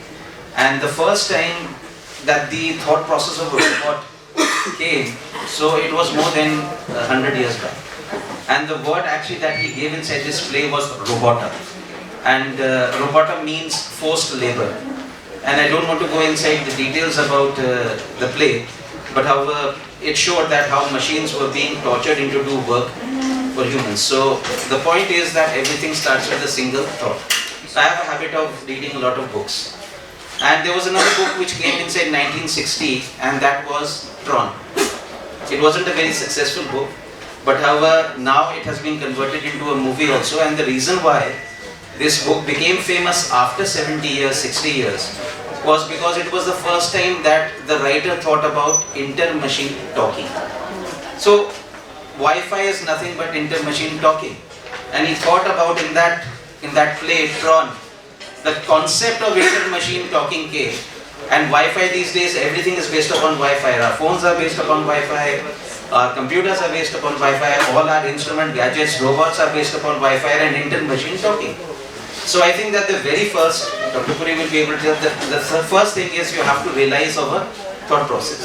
And another thing that I want to tell is that recently we had the experiment in CERN in which the nucleus was bombarded with protons. And they were thinking about, what would happen if a heavy metal nucleus, is bombarded, then we might have something which is known as the antimatter. The first thought process of antimatter came inside a movie Star Trek. And their spaceships were being made by antimatter, and everybody thought that it was just a ridiculous concept. You cannot have antimatter. It was just a thought process. So I think that the first stage is like the thought process, very interesting. And second is then we have to make our machines and programs, intelligent enough. And this is done by processing and reprocessing and reprocessing and reprocessing. And then ultimately the final process is, it comes as the implementation and how to make those programs intelligent. So these are the three phases, I guess, that are required for the development of a good AI. And when I was a resident, I was doing my MCH in 2002, just a small thing about a concept. So it was the first time that I was exposed to artificial neural networks. This was in BHU. And I was doing my MCH in BHU, and one of my seniors, he's in Kashmir, he's a urologist in Kashmir, he was doing a paper upon how we can train our lithotripsy machines to predict stone fragmentation. And I was intrigued, how do you do it? So he said that we have to put so much of data inside a program, then we have to do lithotripsy on our patients, and then ultimately we'll be able to predict whether our machine is able to fragment a stone. So at that time this thesis was done with the help of Department of Urology and the Department of Mining, and that was a turning point for me personally, 2002, when I actually got to know the power of neural networks, the power of AI, and how much it is going to influence. And in the next few decades are only going to be about genomics, proteomics, artificial intelligence. Thank you, Doctor. I welcome our Pro-Vice Chancellor of Rajasthan University. Okay. So coming to Dr. Puri, I would like to ask you to elaborate a little bit more on these stages of AI which I just mentioned. Thank you, and I'm so happy to share whatever I know about artificial intelligence. Now, I just would like to give everybody a brief overview of this, which will also include the stages. Because artificial intelligence is a technology that is coming. We are surrounded by it and we are going to interact with it. It's very important that we understand what it does, how it does. Because without that, our interaction will not be good. And it's very important that doctors get onto this side. They must understand artificial intelligence well. Well, artificial intelligence refers to machines or computers which either think or act or do both, like humans. So you can have an explicit program and that makes the machine do something. Suppose you have a car that is going on the road. You have programmed it in such a way that it goes 100 meters straight, then 90 degrees turn, 200 meters, then again a 90 degrees turn to the left, again 200 meters. So this is an explicit program. So, but the car behaves like an intelligent person. So this is the rarest or the lowest form of artificial intelligence. But the problem with this is that when you have another vehicle coming from the front, the car will have to move a little to the left and then go straight and then back to the right. Now this again has to be written as a program again. So these exceptions that come, you have to keep on coding more and more, which is virtually impossible because the variables are plenty that will be there. So then came machine learning, where machines are able to learn from data without explicit programming, without explicit code. So that means the machine learns from the data, it makes an error, and you know what is the truth. So you tell the machine this is the difference from the truth. This is all mathematics. So then as it keeps on learning again and again, it reduces the error and finally learns to do the process properly. So that's how machines begin to learn. But yes, you need a huge amount of data for this. Now, again, a subset of machine learning is deep learning, which has really revolutionized things, because especially for imaging. Now, these deep learning is based on the brain architecture. So you have neurons and the connections. So really speaking, there are no neurons and no connections or architecture in the real practice of deep learning. They are all matrices and the multiplication of matrices that goes on. So the nodes, what we call, are again multiplications that are going on there. The weights of the model, everything, they are all matrices or vectors. You know, this is how it goes on. So these vectors and matrices and all, they form the whole neural network. And just like we have an activation function of a neuron, when a neuron, when the impulse reaches a particular threshold, only then it fires. So that activation function is there, so that when these multiplications go beyond a particular level, it will continue in the network, otherwise it dies out. So that's how the deep learning mimics the working of human brain. So, so you have artificial intelligence, and then you have a subset machine learning, and then deep learning. Now these are the main two things, machine learning and deep learning, that we are most bothered about. But otherwise also, there is one subset which is called automation, which is also included under artificial intelligence, because you are programming certain things in such a way that this process is followed. Like you press a button, your email has to be opened, then it will read whatever emails you have not read, and or whichever have come in that order, and then whether you want to reply, it asks you, and then you go on with it. This is something like a robotic process automation. So this is how artificial intelligence has to be viewed. Now, regarding the stages, I mean, what is it? Basically, it's a model or a function. Y is the output, X is the input. What do you multiply X with in order to get Y? It's all mathematics. So this is how we convert all our data into numbers, and then the numbers go through this process, and then you get an output of numbers, and that number is again converted back to data which we can understand. So this is how the process of machine learning and artificial intelligence that goes on. So the first and foremost stage of artificial intelligence model is the training of the model. You get the data, and then you curate the data, and you make the data or change the data into such a way that it is accepted by a model which you have selected, whatever architecture you have taken, whether it's a machine learning model or a deep learning model. And then the processing goes on, the output comes from the model, and then you have different models which are created. The one that gives you the best answer is the best. We have 4 or 5 models, these are called ensemble models. So finally you get the best output. And the most important part is at the end of it that you have to continuously monitor what your outputs are going on. There has to be a committee, there has to be some people who watch that, because as more and more data comes, your model may be correct at times or may be wrong, and then you want to improve the model so that the results get better and better. So a continuous monitoring is required. So first is the data collection, curation, getting thinking of which model you want to take or which architecture you want to take, and then you come out with the monitoring of the model so that in future it doesn't make any mistakes or you don't have any wrong diagnosis and other things. And wherever there are mistakes made, those mistakes have to be corrected and your model has to get better and better. So this is the whole process that goes on. My question to Dr. Mohnish is that, can you just tell us that how did artificial intelligence creep into the healthcare? I can tell about what happened to me. Right. So yeah, or maybe you can tell us how did it creep into your family. It will be easier for me to tell people. So for me, it started when I was doing my post-graduation. You turn on the mic. Sorry. Thank you. So it was during my post-graduation I was involved in cocktail implants, and for me that was a lot of artificial intelligence, because that was the first and still the only artificial sense organ which has been developed, and its programming is not based on artificial intelligence. And at that point of time, that's around 2005, when I was at All India Institute of Medical Sciences. Professor APJ Abdul Kalam, the then president, he became involved in cochlear implants and wanted India to develop it, and it's still under progress. It's in 2004-22, we still have only human trials. It's not really working well. Now, at that time, there was a discussion on this, and the first thing which was mentioned is, instead of fighting, artificial intelligence, we need to fight out natural stupidity.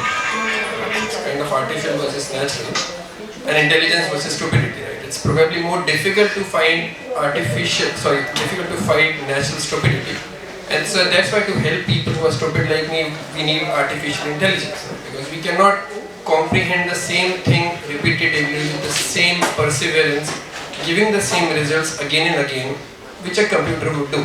So to start off with, if you look at Alexa or Siri, which we now use, it's artificial intelligence. If you use Google search, you type half the word and you get the full word according to your own experience. It's kind of a reactive thing to developing some memory, and in the end having some emotions out of it, right? So that would be the last thing of artificial intelligence. When these robots go on to develop emotions, go on to develop that kind of a human touch which Saxena sir was talking about, and that, if that ever happens, will take over our jobs and the humanity as well. It is far from here, as ma'am just said. When it creeps into our lives, basically diagnostics is where we are, whether it's radiology or pathology. So that's more of importance to ma'am right now. But for majority of us, it's not as dangerous if you look at our jobs. In fact, we all have to kind of change our courses. Probably NMC showed we need to have artificial intelligence as a part of medical course now. It's going to be a part of us. We need to evolve with it. We need to adapt to it and embrace it. Right? We cannot stay away from it now, and that's what I think should be done. Yeah, exactly. On this point, I was going to ask Dr. Saxena, do you think that artificial intelligence should be integrated in the medical curriculum to train the next generation of physicians who can utilize this advanced AI in a way to deliver better care for our patients? Absolutely, there's absolutely no discussion on this point, because the medical student, the first year who is admitted now, 10 years, 15 years down the line will be having much more computing ability in the world, because they say the computing ability increases every year and the cost goes down by half. So by the time he's through and become a specialist of his own, whether it's a urologist or an ENT surgeon or whatever. So right from day one, the concept of artificial intelligence in medical field has to be integrated. Some of the students already have some idea of computing, understanding, coding. Some have done it as a hobby, some have done it as part of their schedules. But that concept of artificial intelligence helping you to become a better doctor, because ultimately that's the whole aim of whatever your mechanism you use, whether it's machine learning, whether it's artificial intelligence, whether it's computers, is to improve your diagnostic ability and to be able to improve the outcomes. And I'm happy to share that our institute has already started it. We have an Institute of Health Informatics, and that is now taking the classes of the freshly students who have just joined this year in artificial intelligence, just sensitizing them as to such a thing exists. When it becomes mandatory from the part of NMC, I think the entire country will benefit. So there is no debate, no question on this, and whatever you are thinking of, अभी इसको क्या फायदा होगा anatomy पढ़ने में, अभी क्या फायदा होगा physiology पढ़ने में, it's not the immediate benefit that the student is going to have, but the sensitization to the concept that artificial intelligence is going to be used in medicine should be inculcated and integrated right from day one, from the foundation courses and in other courses that he is going to learn all through. So that's nice to know that you've already implemented and you've started in the basic course, just started a lecture. Okay. So now I would like to ask Dr. Puri that what are the applications of AI in medicine and how it's being used here? So here, instead of just giving a list of applications, I would like to give you an overview so that you understand where all you can apply AI in your routine work, clinical work. Now, there are basically what happens is, like, if we look into automation and the true artificial intelligence, if you keep these two things in mind, then you can imagine that there are so many tasks that can be done. One, which are the low risk tasks that we have in our practice, which includes the administrative tasks so many other tasks like EHR management and all, or even the pharmaceutical area. So that becomes a low risk area. Then you have high risk areas where it's a clinical diagnosis. I mean, whether it's from the EHR, from images, I mean, whatever data you're taking and giving, and then maybe it's a treatment plan and what outcomes are expected. So those become high risk areas where, of course, you can begin to use AI so that you get the hang of it, but then it's only assisting you.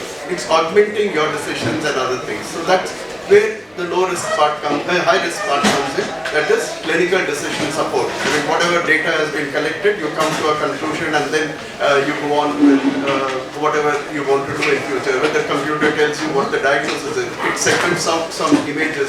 It tells you what, how much is the volume of a particular tumor that is there. So all these things can be done faster because it increases, I mean, it helps in the workflow, things get faster, you get more time for other things, all those things come in. So these are the clinical decision support that comes in, and of course the management of the patient.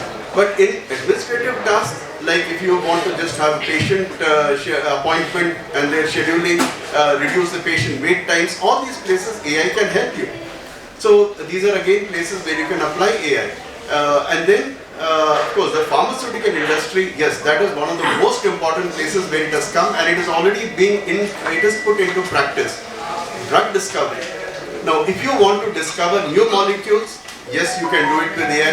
If you want to go on to existing molecules which can be used for some different conditions, medical conditions, well, that also can be found out from using AI. I think many of you might be aware, but I would like to make this very clear that AI was used a lot in development of COVID vaccines. Now in COVID vaccines, what did they do? You do hear a lot of controversy that keeps on coming nowadays, but basically what was done was you have a virus, now it has got certain proteins on the surface, the capsular proteins. Now which sequence is the best that should be targeted?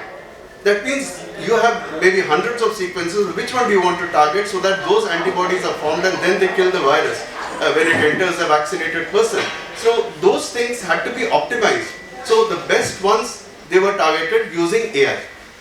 The second thing is what mutations are possible. What mutations are possible in the virus? So this was again found out using AI.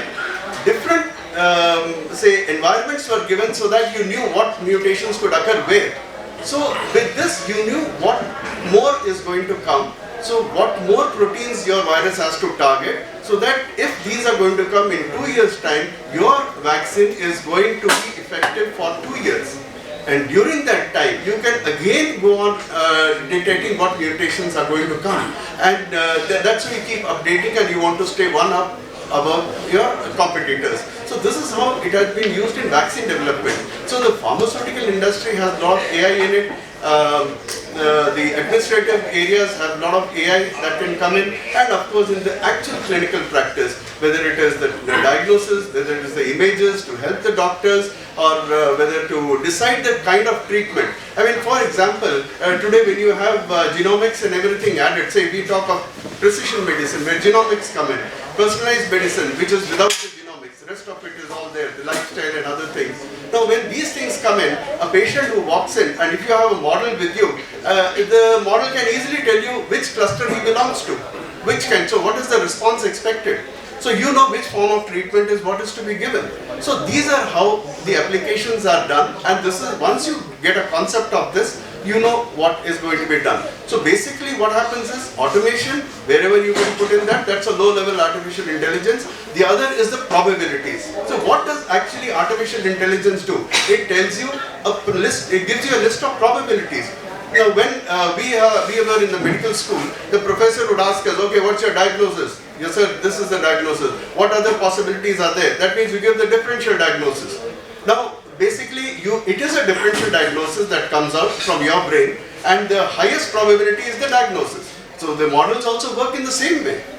So this is how, so wherever you need probabilities, whether it is from the data of history or from the data from your examination, or include all this with the tests and other things, you get the probabilities. So not just imagine where all you need that, keep on applying AI. You can apply there. All you need is the right kind of data. Once you start getting into it, you'll automatically learn what data and how the data is to be used. Okay, thank you, sir. Now my next question, Dr. Nachiket, that besides all this, can you tell us about any more benefits of artificial intelligence? Well, I can tell the benefits as concerned to my specialty, especially urology. You were asking about how robotics came into medical sciences. So we had a lecture recently and I was surprised that the first robot was actually, which ultimately modeled itself to be used on human beings, was patented by the US Army. The US Army, they made a very crude robotic arm which had wheels, and they used it for removing mines, mines which were present inside during time of war. So ultimately they modified that robot, and that robot was used, that robotic arm was used for deep sea exploration, for taking samples. It was used inside the Arctic for drilling, for waters and finding out what holds inside the Arctic waters. So that was the first time that a robot was used by, this was probably around 50 years back. Then once these things started, then interestingly there was a company from from Detroit by the name of Intuitive Sciences. Intuitive Sciences then approached the US Army and said that, okay, there seems to be so many wonderful applications of this robotic arm, and maybe we can use this robotic arm which is available for doing surgeries inside humans. So the army gave them, the US Army initially gave them, I think it was 10 million US dollars, and that was a significant amount of money, maybe 25-30 years back. And Intuitive started working on its robotic arm, and ultimately now I believe that there are 700 robotic arms by the name of Da Vinci which are present inside the whole world. And that robotic arm, which had been ultimately made by Intuitive and from a donation from the American Army. Now I think that slowly and slowly the precision by which that robotic arm does surgery, I have seen surgery being done by the robot, and I can easily say that I do not think that such a precise surgery can be done humanly. I mean, it saddens me also to say that. And just the dexterity of the robotic arm to reach inside places where it will not be anatomically feasible for the hand and the eye to go. And I think that slowly and slowly, yes, as we have seen inside different factories, I think one of the factories that has been totally, been overtaken by the robot is the car factory. Now we know that the car manufacturing is totally done robotically. There's just a skeletal presence of human beings. And I think that when this robotic arm, which is a modification of Intuitive, was introduced into the car industry inside America 15 years back, then I think that to the tune of 500,000 US workers, they lost their jobs. But I think that it is for the better. We were talking about how advantages it can be. So now with the robotic arm coming, there are other ways in which AI is being introduced, and it is being amalgamated with this robotic arm. And I'd like to give one simple example. Now they have something which is known as the automated and amalgamated surgery, in which what they do is that, for example, if you want to operate upon the kidney, then you take your CT images, your MR images, you do an angiography, and if there is a tumor inside the kidney, then your automated robotic surgery will tell the operating surgeon that, okay, this is the margin that you have to take in during surgery. And this has been demonstrated inside different conferences. The color Doppler, which is a modification, has been inbuilt in the robotic tip, and it will tell you that, okay, you are approaching a major vessel, don't go over there. And we have absolutely seen this. They will integrate the 3D images of the tumor with the surrounding parenchyma, with the blood vessels, and they will make your surgery more precise and more fine.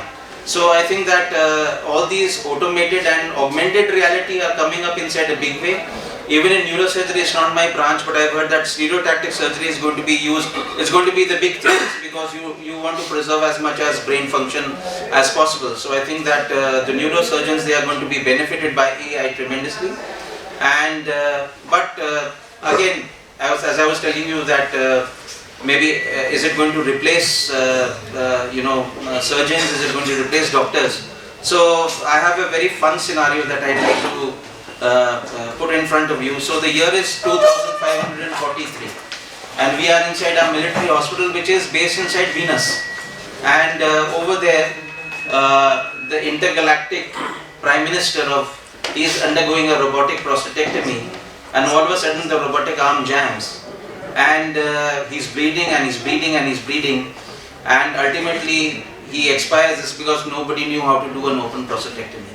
So we are slowly and slowly reaching that phase in which, I mean, an open prostate, the two surgeries which are the most challenging as far as urologist goes are the radical prostatectomy and the partial nephrectomy. And the robot is way ahead of conventional surgery inside these two things.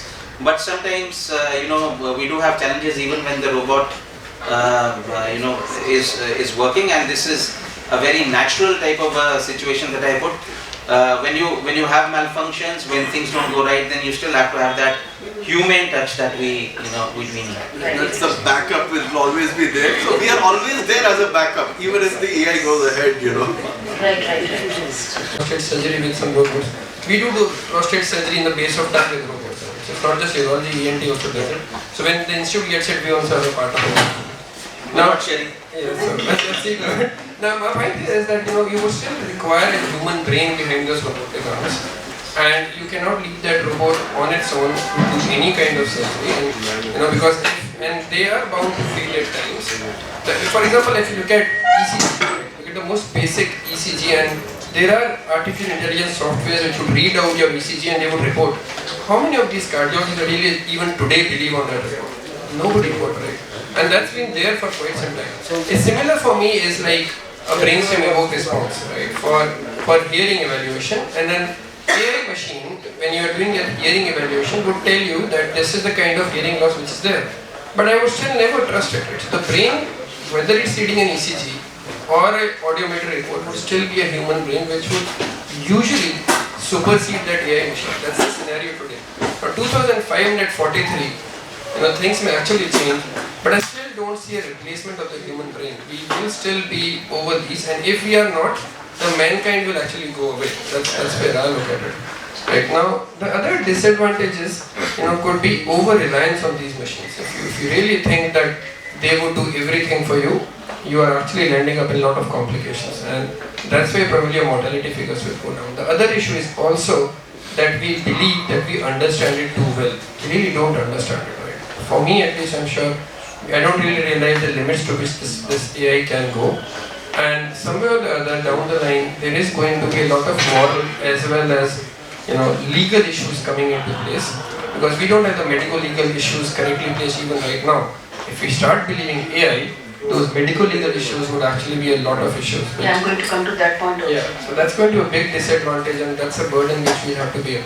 Also the fact that majority of us are not trained into AI. We need a lot of training before we can start using it as well. So that's a few things which actually are a big limitation. Thank you, Dr. Manish. Now the question to Dr. Jubilee is, why do we need AI in healthcare? And you had mentioned something about explainable AI to me, so can you elaborate on that? Yeah. Why do we need AI? See, we are now having so much of data that has been collected, and if we don't use the data, we are wasting it, and it is humanly impossible to look at all the data. So you need machines to do it. I'll give you one example. There was a time when doctors were given a patient X-ray, and one X-ray of a patient, and that's enough, and then you try to diagnose things and all that. Now once these CT scans and MRIs and all have come, there are hundreds of X-rays which are there. Actually hundreds of images which have been taken. So for the whole volume or whatever it is, whether they are series or whether those studies and all that. Now, how is it possible that you can see each of those images? So, the workload becomes so much that it will be humanly impossible to do things, and then there will be a long waiting list that will come. So again, you need AI for that. So that the huge amount of data which is there, AI has to help you to come to that. I mean, like when we were discussing that since you are a pathologist, you got so many slides to see, 500 slides, maybe that keeps on increasing. And then not only that you just see the slides and tell, but you have a dagger, medical legal dagger hanging on your head so that you report it correctly, and tomorrow you are going to justify your opinion. So why should you not have AI with you that helps you in this? And then yes, the AI has to be regulated in such a way that it is authentic. Whatever auditing of the AI is to be done, where the medical people, the senior people have to be involved. They have to certify it, yes, this is good and this has to be followed. So all those things are there. So that is how we'll be able to adopt AI and then go on. So now the most important part that comes is like, suppose a computer tells you a diagnosis, okay, this is this. Do you take it? No, you may not be able to take it. I mean, the technology fellow will tell you, this is the accuracy of the machine, this is the F1 score and sensitivity, specificity and all that. So these things are very difficult for us doctors to look into. But if the model explains what it does, then it is very useful. Like for one of the models that I have made is using the retinal OCT scan. It was trained with almost 80,000 retinal OCT images. So it tells you all the layers of the retina and then it diagnoses whatever diseases that you have trained it on. Now, the first thing that comes out after the diagnosis is the confidence scores. If the model was trained on 10 different diseases, it looks for each of the 10, those patterns, and tells you the confidence score or the probabilities. That means the one with the highest probability is the diagnosis. And you come to know what is the difference between the first diagnosis and the second one. So if the difference is a lot, then you're very sure that the model is correct. But if the difference is small, then you better look into it again. The best part that has occurred in the image models especially, though you have even in the text models also that's something called line, but this is in image models where you've got gradient or class activation maps, in which what happens is you ask the model, why did you say this is so and so? They say we have age-related macular degeneration or a choroidal neovascular membrane in that OCT, and you ask the model, why do you say it is this? It highlights that area, the pixels or the part or the region of the image which it took to give the diagnosis, it highlights. You can even go on to interact with the model and say, okay, look for diabetic macular edema. If it sees that, it will show you there it is. But then yes, you know this is not the diagnosis. It may show some cysts there. Okay, this is the area of edema. But then the main diagnosis is choroidal neovascular membrane. So, the model you interact with the model and it tells you like a buddy, okay, this is this. It is something like how when we give an exam, when you get those spot diagnoses or you're given an X-ray by the examiner, okay, what is this? This is this. Why do you say it is this? So you show them this is this. That's why we tell you that this is the diagnosis. So that's the explainable part. For doctors, I think explainable AI is one of the most useful things so that you can interact with the model. And it tells you why it gives the diagnosis. We don't want to know how. How is all mathematics. The ones who want to go into more detail can do that. But why did it give the diagnosis becomes very important. So that's how explainable AI comes.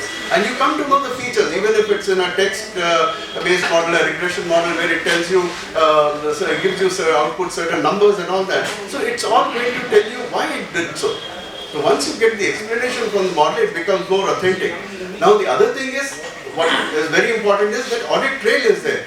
When you have those models, you must know what data was used, what kind of processing of the data was done, then what architecture was used, how much of training was done, what were the results, and different scenarios. So all this becomes an audit trail. So that's how the whole scenario has to be done, so that everything is explainable. Tomorrow when you go to the court of law, you have, yes, this model, how do you explain this did the right thing? You have all these things to explain that this has done the right thing. Of course, our thinking will have to change and go to a different level, but it has to start with this. So explainability of the model is very, very important for us. So you just now said that you made models with all the data which you got. So can we address, how do we address this issue of the data privacy? Yeah. So what I used in most of the models is the publicly available data set. See, there are data sets available which have been put out in the public. They have been de-anonymized. So same way you will have to also de-anonymize the data and then use it. And of course, with all the security and everything that is taken care of, you know who accesses the data, where all the data access can be done, how it is stored, how it is not connected to the internet so that nobody else can get into it or hack it or even use it or come to know that you have done some violations. The ethics committee will have to approve certain things. So this is all that we are doing for the rest of the data that we take in order to make the models. So it's very important that these aspects are taken care of. Now, privacy is one part. Yes, when the Data Protection Act, I don't know when it will come, but we still have the Technology Act or something of 2000 which still is there. That you have to take care of the data and all those things. So anonymize the data, that is one method. Now you have, say, you have data in SMS Hospital here and you are using it. You have de-anonymized and done all that. Now you want to use the data from some other hospital. Maybe you want to take data from Mahatma Gandhi University. So that will be a problem. But you are going to transport the data, you may compromise the privacy and all that. So, you know, there's something called federated learning. I make a model here. Now, when I take the model to Mahatma Gandhi, then what's happening is I have the model, it has only parameters, it has no data in it. So, only the numbers are there. And then I train the model further at Mahatma Gandhi Institute so that I get a better model and the results get better and better. So this is, it's a workaround that people have started getting because the rules are very old. You keep adding to the data to improve your model? Yeah, that, and you can also use the model as a basis so that it's the basic model, and from this you have used the parameters, that is the numbers of the model which are there, and this process is also called transfer learning. So you can transfer the model which has been learned model to another model and then get that out. So you have data from the US and then you want to use here, you say, oh, it may not work because those people are different. But then you can use that as a base and use your data and make a new model. So that becomes a transfer learning. So that makes things very useful. So, and then one more thing which is coming is synthetic data. Synthetic data has no problem at all. So people in the medical line have started coming with synthetic data. The only thing is a little difficult with images, but with the generative adversarial networks, like these GANs where you see all those deep fakes and other things, that it is going to be a little easy even for images. So synthetic data is again going to help us a lot. We can create that and then the question of data privacy doesn't arise. Thank you, sir.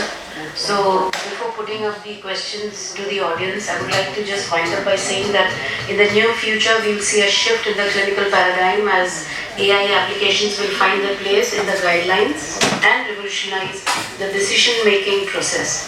So having said that, earlier, like what we all discussed, that human qualities of intelligence, adaptation and sense of duty will prove to be important factors in further development of artificial intelligence. Thanks to all of you. And now, anybody has any question? Okay, Dr. Kusum. Mic to Dr. Swati. Dr. Swati. Thank you very much for a very enlightening and interesting session about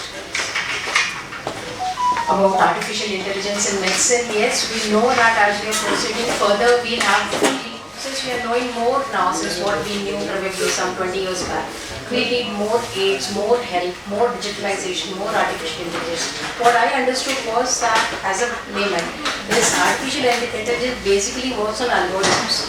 It has some data which it puts into some matrices and some models, and then according to the algorithm it works. If I see this is what the computer does. If I see this, what we do as humans, we learn in our medical school, then we practice, as we keep on practicing, probably we develop our practicing skills. So that is something what we do as humans. So I think is it not a word of caution that artificial intelligence should be something to help us, probably not just replacing us, because if we lose our practicing skills, because this is dealing with a body, it's a human body, it's not a machine or something which is, which has a set of things which will go as per the particular algorithm only. So we have to be careful. Definitely it is there to help us, but what my point is that we should be careful that probably another 20 years later, the doctors that we make would be still having all those skills, all those experience which is there, which probably we had because we were using our own things. So probably it should be there just to help us and to help in the advancements and not to replace what actually we are. Otherwise probably we might have much more complications. Well, that's an interesting thought, and Dr. Tizal, I think we can now put in a word and wind up the discussion, or somebody else would like to say something. Sir, yes. After hearing the 5 eminent people on the podium, I am more confused, and I doubt very much if anybody else is not as confused. Absolutely. See, this is a Frankenstein. It could be a good being, it could be a bad being, as Nachiket said very clearly. What we are faced with is not to convolute the artificial intelligence into a complicated system. To focus on issues directly, subjects directly, which it has been found to be useful, and use those setups, as you say, a model, to make us understand better the care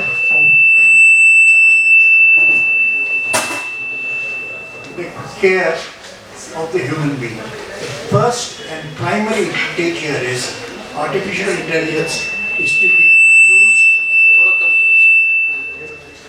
to be used for the care of the human being. The moment we cross that barrier, we are in trouble. Now the problem here is how to assess where we are, the boundaries. The boundaries are very grey and they are wide, not thin. So that you don't know when you are traversed into a grey area where you will end up, a good head or a bad situation. Starting from Da Vinci day, the angles that we can use, I know from thoracic and cardiac surgery, the robot is certainly going to be a finer processing inside. But what we are going to get into trouble is, as 2543 says, we lose our skills. And we cannot afford to lose our skills, whether they are mental skills, or they are surgical skills, or any other skills.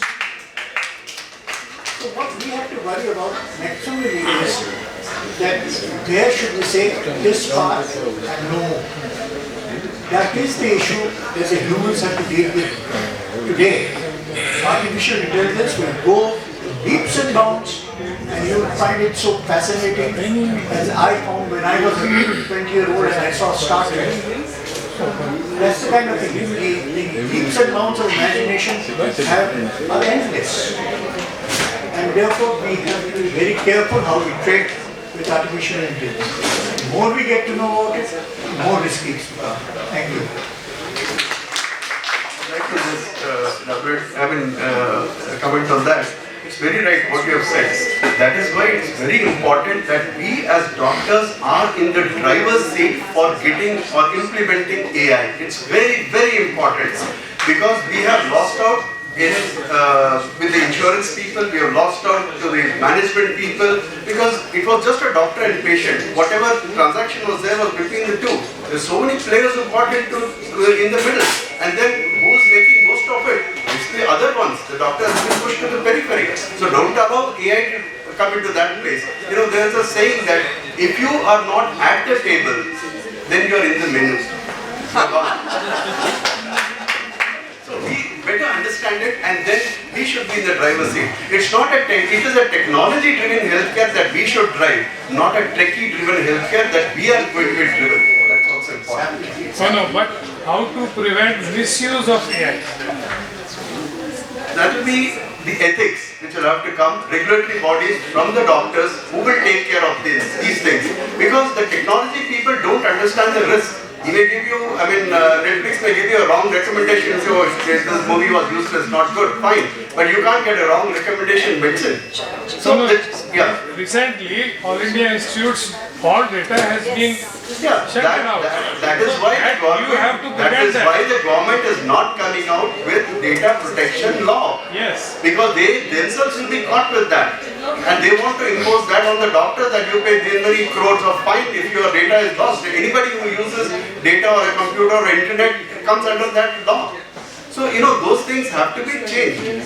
So that will be there. And this security part had to be taken care of before even talking about digital India. Why did they not think about it at that time? Now, on the go, you'll have to go on with it. So there will be some breaches here and there which we will have to tolerate. And then we should not be penalized for it. So a strong doctor's body which governs the implementation of AI in medicine is very required. Just go to one minute.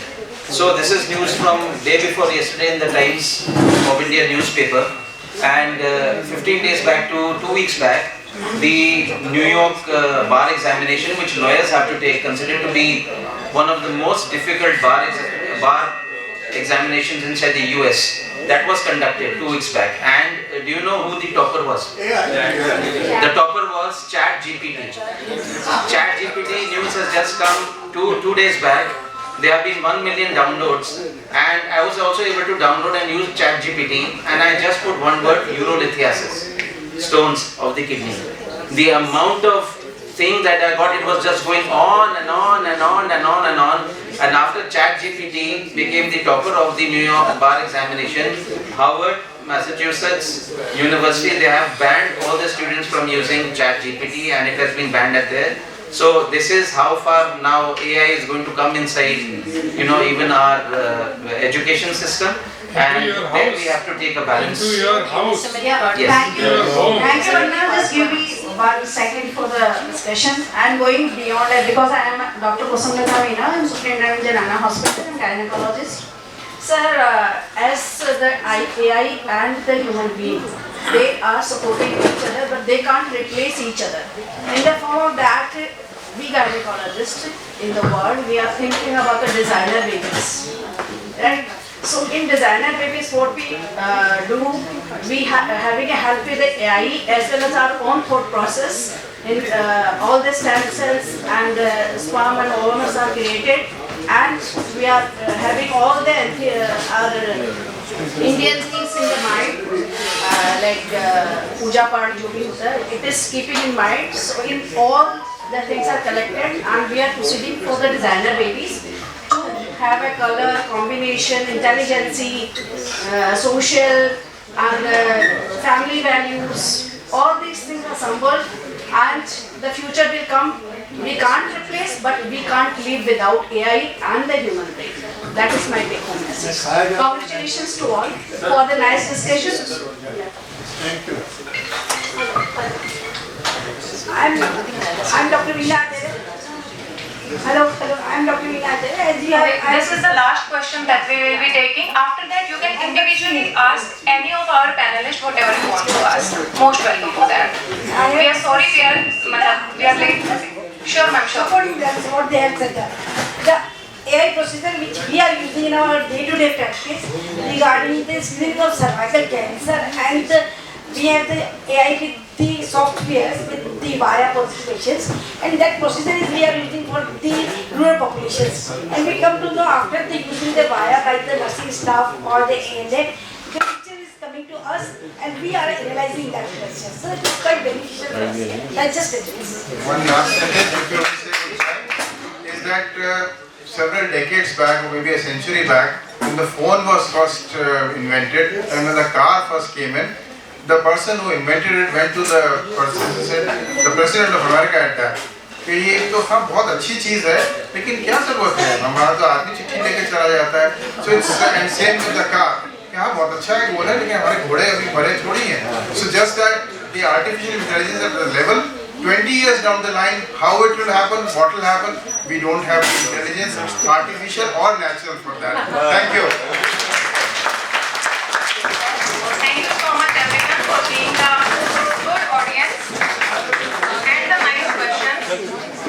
Okay, the program is not over. We are having survivor debate after that. And that is going to be as interesting as was the panel discussion and laughter show, believe me.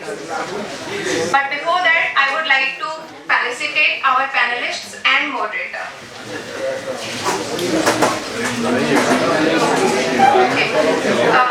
To felicitate Dr. G.N. Saxena sir, I would like to please sit down. Please sit down.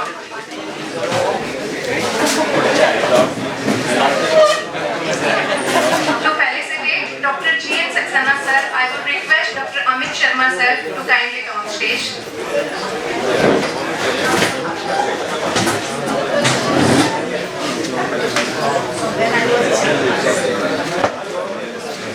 May I now request Dr. Swati Srivastava ma'am to kindly felicitate Dr. Ashok Puri sir.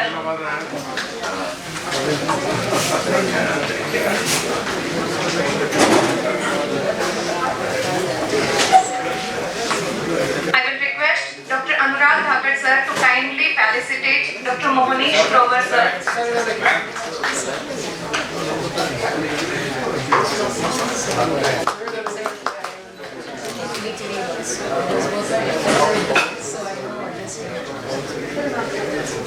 I will ask Dr. Kusum Lata Meena ma'am to kindly give the token of gratitude to Dr. Nachiket Vyas sir. And lastly, I will request Pankaj sir to kindly felicitate Dr. Arpita Jindal ma'am for conducting the session.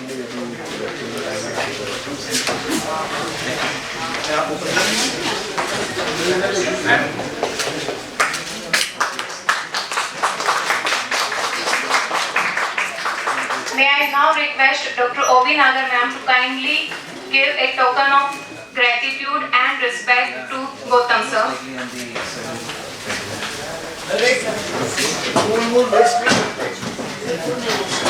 Sir फूल हमने रखे ही नहीं है और plants कभी waste नहीं होते.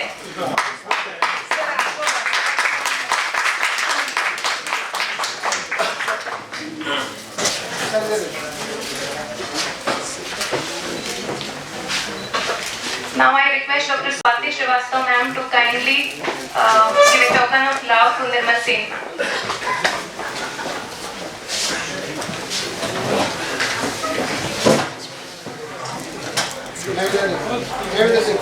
May I now request Dr. Mahavir Saini sir to kindly give a token of respect to Rachna ma'am.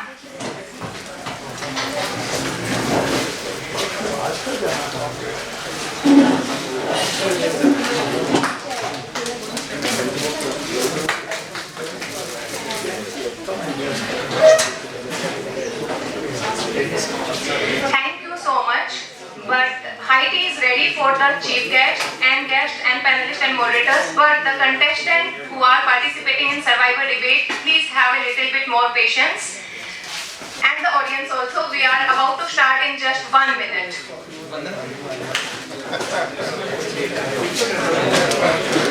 So the survivor debate is going to be of 3 rounds, and every round there is going to be a separate topic, and people they do not know the topics. Ex-tempore they have to speak upon that for approximately around 1 to 2 minutes, and then after the first round 7 will be eliminated, and then they will be given another topic, ex-tempore, and then they will have to speak again for 1.5 minutes upon that topic, and then in the final and last round 3 people will go. So this is how, and the final round will be having 3 people. Again they will be given a topic, they have to speak for 2 minutes on the topic, and then the winner will be decided by the judges. So but we are one judge short, sorry. So what I request, ma'am, please judge, please I request, sure, जो भी allocate. So do we have our participants? Can you name the participants?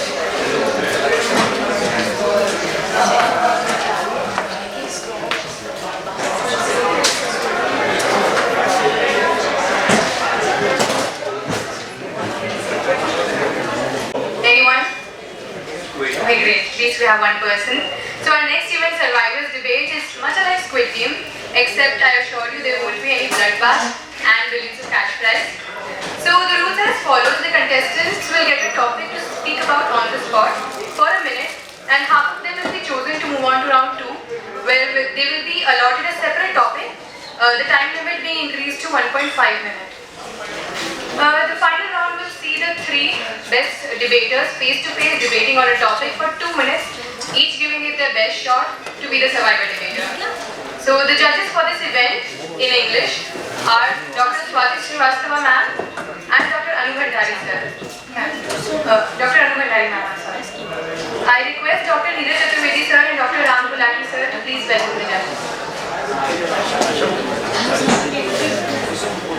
We will request Ravsham Kataria sir to kindly felicitate the judges.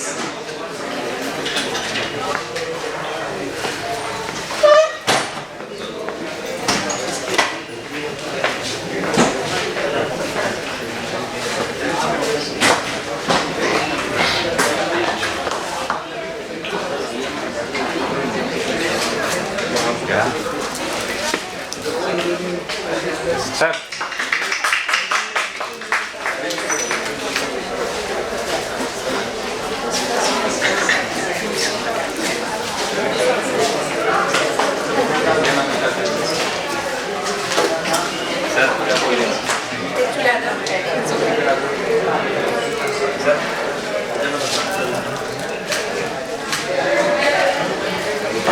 We welcome you judges.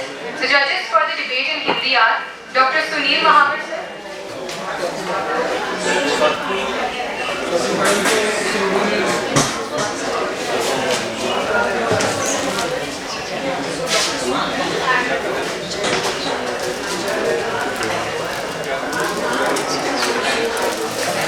The judges for the event in Hindi are Dr. Swati Srivastava ma'am and Dr. Richard ma'am. I request Dr. Amit Tiwari sir and Dr. Ramesh Sumani sir to please. So now we will announce the topic. I hope all the participants are there. Participants, please raise your hands so we will have a rough idea of whoever is here. Okay. Okay, so those who are not here will not be included. We don't have that much time also. Overall we have 15 entries.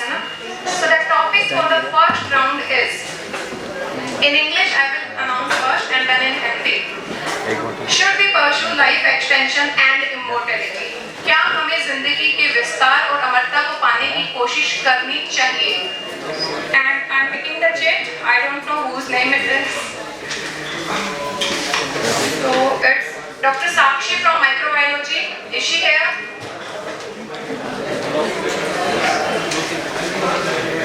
And I think you will play it fair. Don't look at your phones. Dr. Vishnu Sharma, not in the house. Dr. Vishnu Pansari sir. Okay, we have our first contestant. Please put your hands together for Vishnu sir. Please let it be a fair game. We can change the topic anytime. We have a list of topics. And the time limit for the first round is 1 minute. Strictly.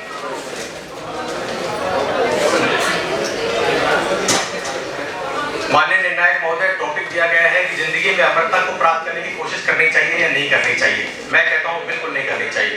हमारे बड़े बुजुर्ग भी यही कह के गए हैं कि अरे यार कि सड़ सड़ के मर बट तू जिंदगी बढ़ा, सड़ सड़ के मर। जैसे अपन कहते हैं कि तेरी उम्र बहुत लंबी हो जाए, तू 165 साल जिए। 165 साल जीने का मतलब है उसको सड़ सड़ के मरना। आज हमने जिंदगी बढ़ा दी, कोई कह रहा है 80 साल, जापान में 102 साल, जापान में 103 साल। और डेली न्यूज में क्या आ रहा है कि साहब उसके घर में रहने के लिए कोई है ही नहीं, अकेलापन है। उनके साथ रहने के लिए वो लोग बेटे बेटी पोता पोती कोई उसके साथ संबंध हायर कर रहे हैं। देखो एक जिंदगी की एक व्यवस्था ही कहेंगे माननीय निर्णायक महोदय कि हम जैसे जैसे जिंदगी में अपनी उम्र बढ़ाते जा रहे हैं वैसे वैसे संबंधों को कहीं होते भी जा रहे हैं। क्या हमें वास्तव में इसकी जरूरत है? हाँ, जिंदगी में अमरता, जिंदगी में थोड़ी प्रॉब्लम होनी चाहिए, लेकिन तब तक ही होनी चाहिए कि मैं जब तक अपने कहते हैं बड़े बुजुर्ग भी कहते हैं यार भगवान चलते चलते उठा ले तो ज्यादा बढ़िया। अब जो 90 साल 95 साल के बूढ़े निकल गए, अपने गाँव में हालात देखिए, अपने शहरों में हालात देखिए, रहने वाला कोई नहीं है, बच्चे कहीं चले गए। तो मेरे ख्याल से जिंदगी में अमरता प्राप्त करने की कोशिश भी इंसान को नहीं करनी चाहिए। Thank you.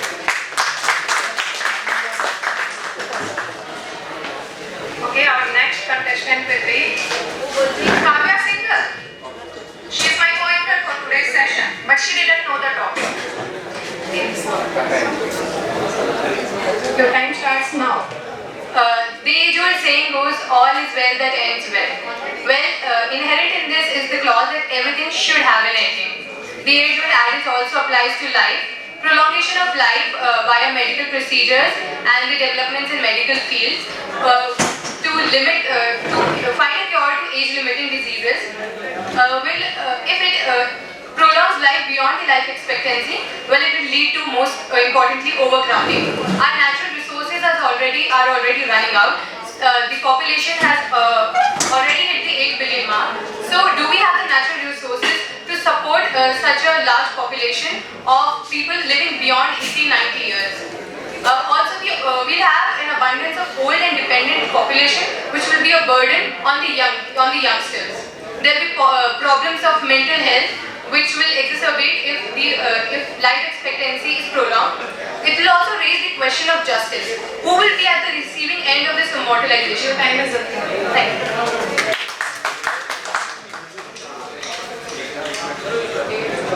Next we have Dr. Deeksha, Dr. Akash Paruki, Soumya Singhal. Okay, we have Soumya Singhal.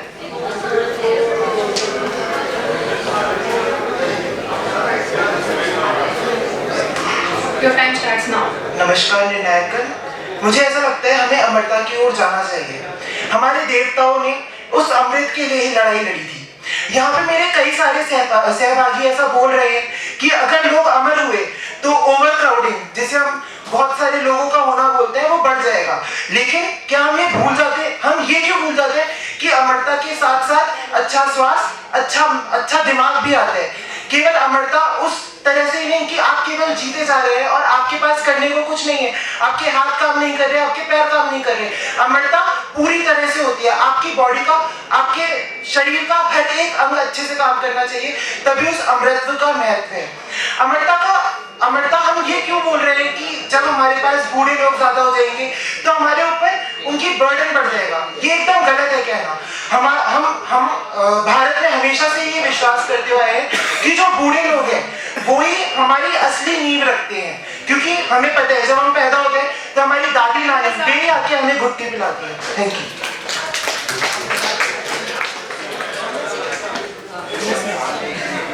Next is Dr. Tarun Jodhpur.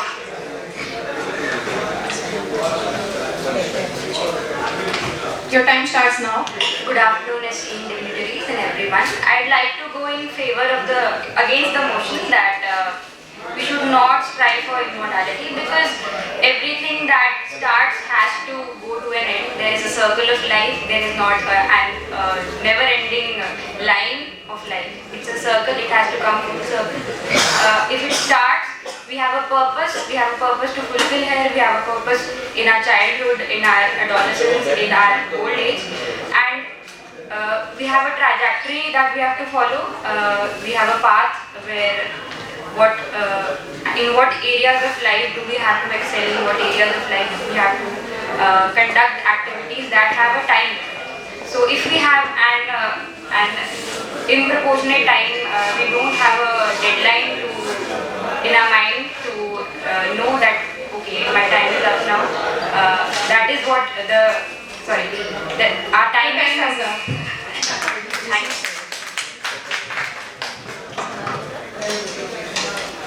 Asha Lata, Dr. Asha Lata.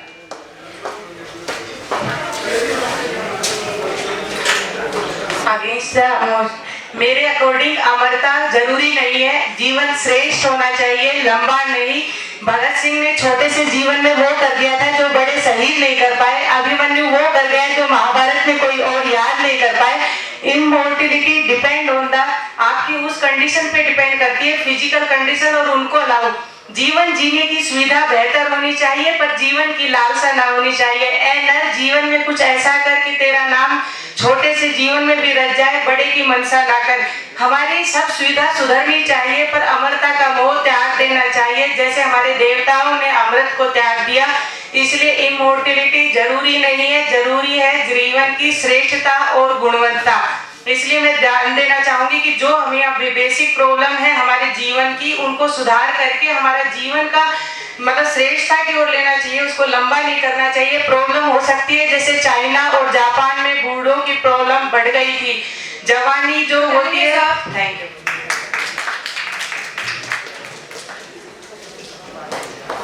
Next is Dr. Nidhi Sharma.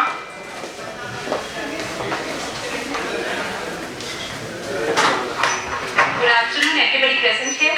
I will go against the motion.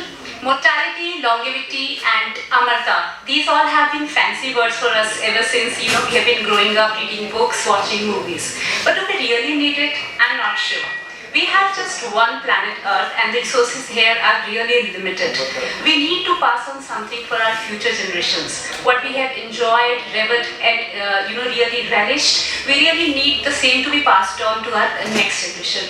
And not with longevity will come many regards, like females would definitely want beautification to be there, continue. The men would want that their youth should be there along with longevity. So these are the problems which just a long life is not going to help you. You need your youthfulness, your beautification to go on with longevity, and I don't think that would be a possible.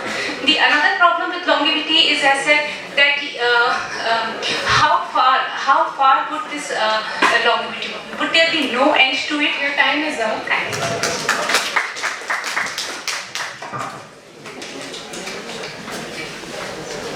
Sangam Kumar.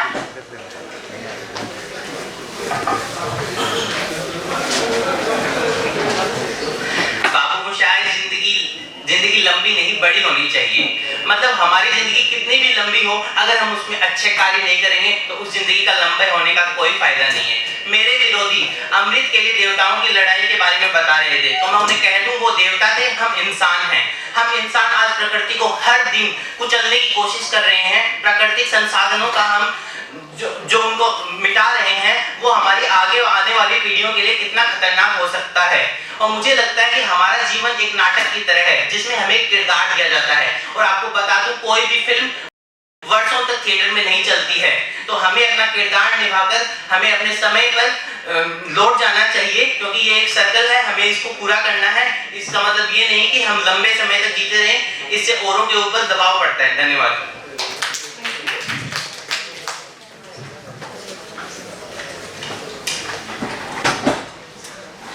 Next is Anshu Sharma. She here?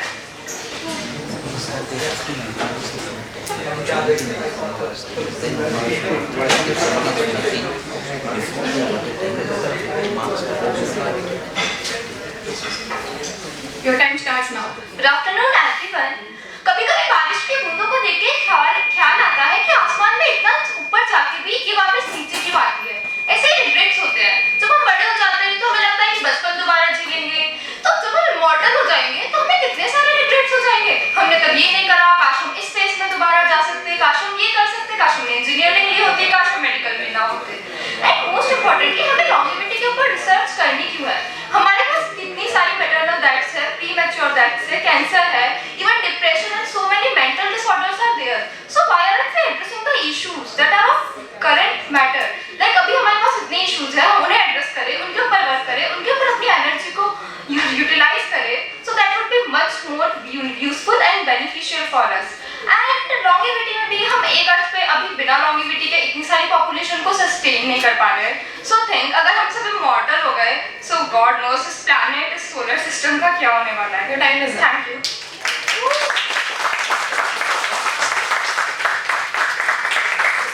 Rohan.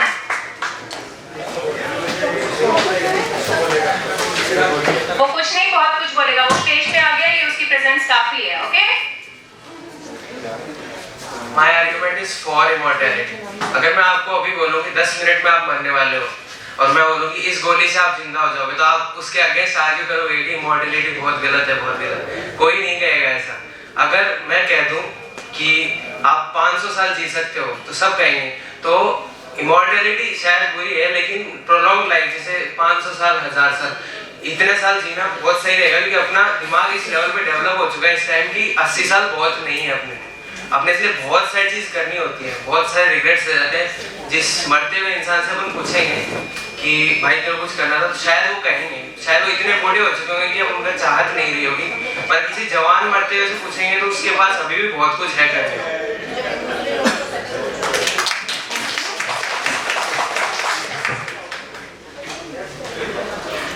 अभिषेक।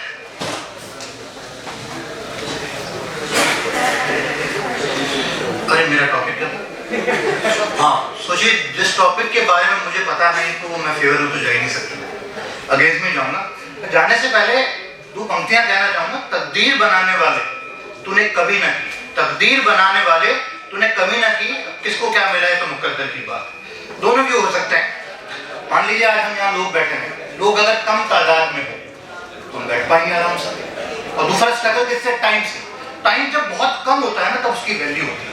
आज मान लीजिए time बहुत ज्यादा है किसी इंसान के पास तो उसकी वैल्यू नहीं कर पाएगा। हम चाहते हैं कि इमॉर्टैलिटी नहीं होनी चाहिए क्योंकि हम हर चीज को जीना चाहें। एक जन्म थोड़े ना, मान लीजिए इसके अगले वाले जन्म में हम कुछ इससे अच्छा कर जाएं तो जैसा बहुत लोगों ने कहा कि जिंदगी लंबी नहीं बड़ी चाहिए। मैं इसमें एक और चीज ऐड करना चाहूंगा कि आप अपनी नजर से बढ़िया नजरिए को बदलिए, क्योंकि हो सकता है इस जीवन में आप वो काम कर जाएं जो आपको लगता हो यार मैं 100 साल जी लेता, क्योंकि ऐसा होता तो है नहीं। हमारे एग्जाम में सोचते हैं कुछ वक्त होता मैं और अच्छा कर जाता। Thank you so much.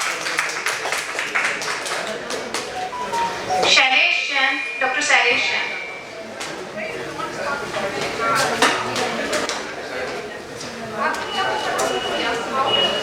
अभी जिंदगी 60-70 साल की है तो हम थोड़े दिन में चाइना को क्रॉस करने वाले हैं। अगर अमर हो जाते तो फिर पता नहीं क्या करते। ऑब्वियस सी बात है, जैसा सब कह रहे हैं कि जिंदगी लंबी होनी चाहिए, लंबी नहीं होनी चाहिए, बड़ी होनी चाहिए।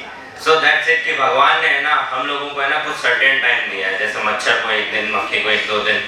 सिर्फ एक इंसान ही ऐसा आदमी है जो ये सोच रहा है कि मुझे और जीना चाहिए। मुझे लगता है ये टॉपिक डिस्कशन के लायक ही नहीं है, क्योंकि अमर होके करना क्या है? जो अपन को काम करना है वो सिर्फ इसी 60-70 साल में करना है। ऐसा हो कि अपने मरने के बाद लोग अपन को याद करें जो अपन ने काम किया वो इस जिंदगी में किया। तो अपनी जिंदगी को बेहतर बनाने के बारे में सोचना चाहिए, ना कि इसको अमरत्व को प्राप्त करने के लिए।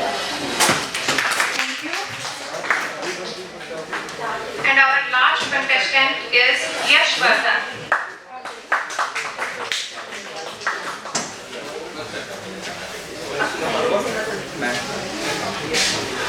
अगेंस्ट हमने सबने पढ़ा है कि जैसे ऑर्किड्स होते हैं उनके अगर उनमें जो पेटल्स होते हैं वो फीमेल मॉथ को मिरर करते हैं, है ना। और अगर मेल मॉथ का एवोल्यूशन हो जाता है तो वो फ्लावर भी अपने आप एवोल्यूट हो जाता है। तो ये जो यूनिवर्सिटी लॉज है बहुत ही सोच समझ के बनाए गए हैं। We should all abide by these laws. और आप बात करते हैं स्पेस एक्सप्लोरेशन और ऐसी फालतू चीज़ों की जो कि अगर हम करना भी चाहें तो आपको जैसे मेमोरी अपलोड करनी पड़ेगी एक प्रोडक्शन ऑफ लाइफ के लिए, तो फिर उसमें बहुत पैसा लगेगा। अगर आप बाहर जाके खुद ही देखें और स्पेस के बाहर ही लोग कटे पैर हैं, है ना, खाना नहीं मिल रहा, उनको ऐसे चीज़ों में लगाना पैसा करना चाहिए। और जैसे मैं खुद एक अनुसूचित जाति से हूँ, हमें सिर्फ 1% ही ऐसे इंस्टीट्यूशन बैठे हैं, बाकी सब ऐसी जिंदगी काट रहे हैं। तो इसलिए इन चीज़ों में करना चाहिए। Thank you. We have one more participant, Rudransh.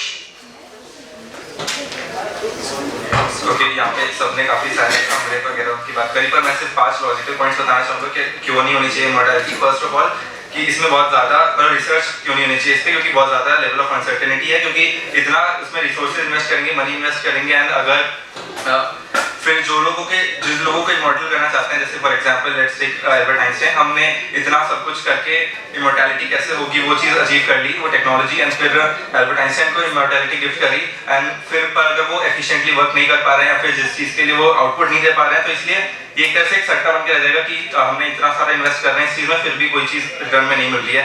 Second, peak human ability जो है वो मिडिल एजेस में ही आती है, जैसे क्योंकि जैसे भी मतलब इतना 100 ईयर्स का लाइफ स्पैन है, 70-80 जो भी है, पर फिर भी रिटायरमेंट ले लेते हैं 60 पे, क्योंकि एफिशिएंसी खत्म हो जाती है उसके बाद, तो फिर इसीलिए वो कुछ काम नहीं आएगा। और दूसरा कि इतने सालों तक जीने के लिए, जैसे अगर इनफाइनाइट अमाउंट ऑफ टाइम के लिए अगर आप जिंदा हो तो फिर वो एक फीलिंग ऑफ लोनलीनेस है, वो सारी चीज़ें भी हैं। लास्ट लॉज ऑफ नेचर वो है। Okay, out of these total contestants, half will go to the next round. There will be a different topic. Okay, we have selected the best 3. Okay, and the time allotted for the next round will be 1.5 minutes. So, just in 1 minute we will announce the result.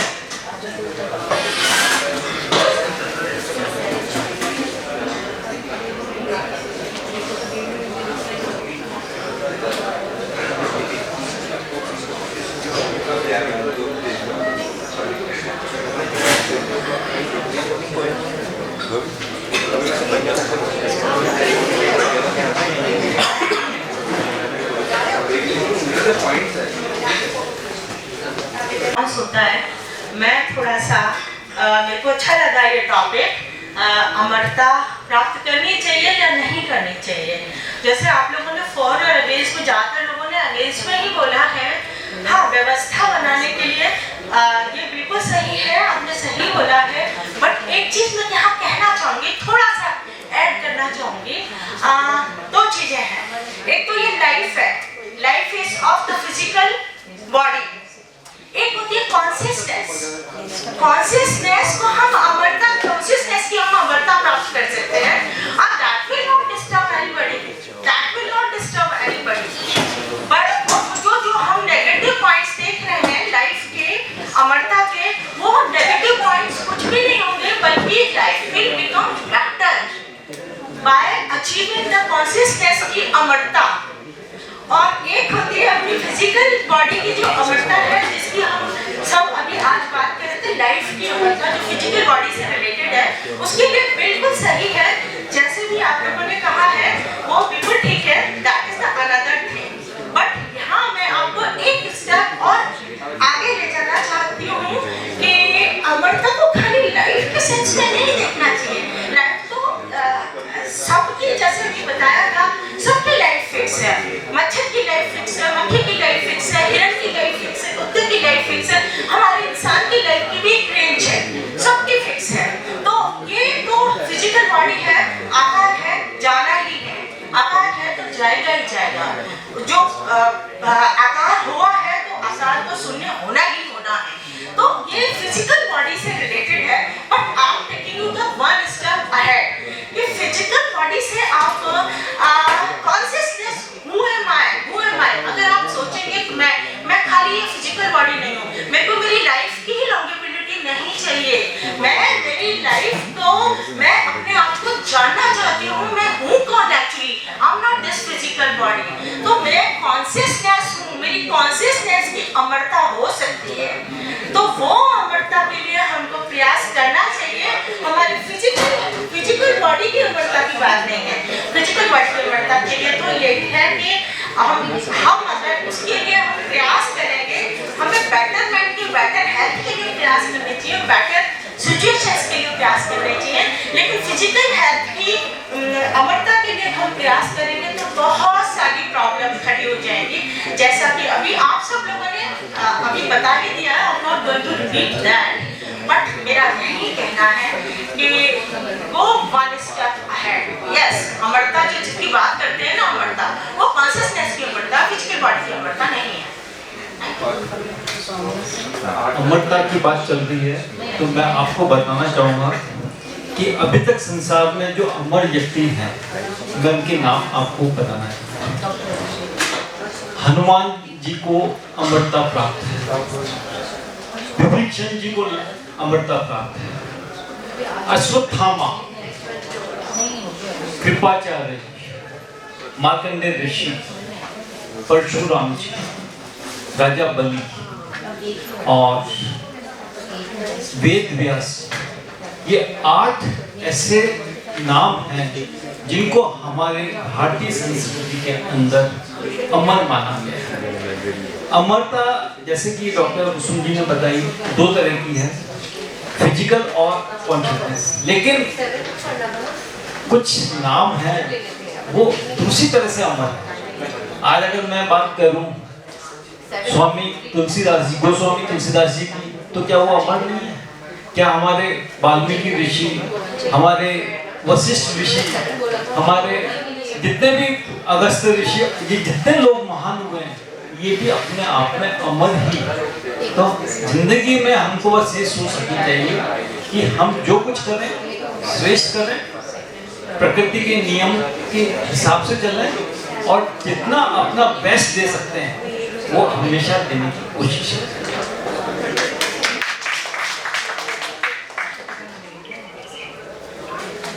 Doctor वंदना, कितना time?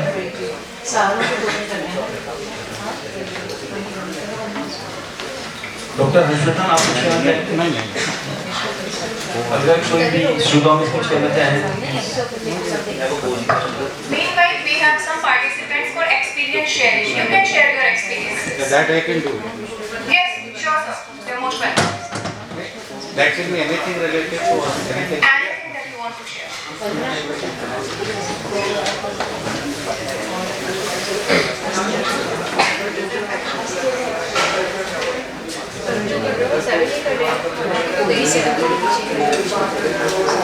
Okay, so that was the year. First, I should be thankful to my respected seniors, and many of them have just left the nest.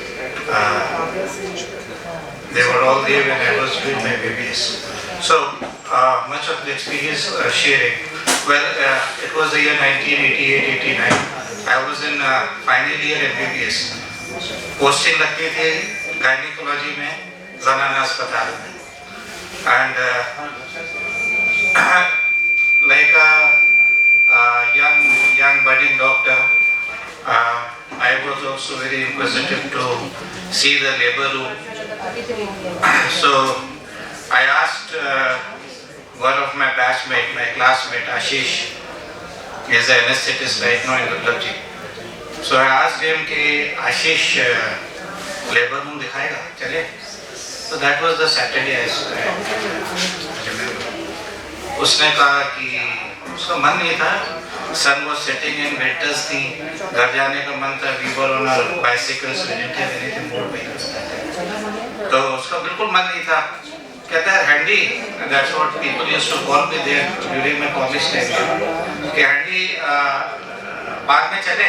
मैंने कहा labour room चलते हैं तो क्या फर्क पड़ता है? अपन चलेंगे बाद में. कहता है देख, because he was not interested in going there. कहते देख हैंडी आज है सैटरडे. काम है. कहता है सैटरडे को होता है हाफ डे. अच्छा, और कल है संडे. मैंने कहा हाँ.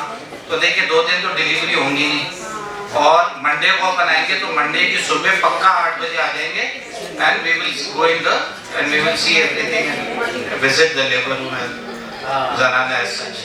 You know, from the post till the cycle stand I came, I believed him कि Saturday Sunday deliveries नहीं होंगी, and then the moment जब मैं bicycle पे आया मैंने कहा how the child inside knows के बाद Saturday Sunday.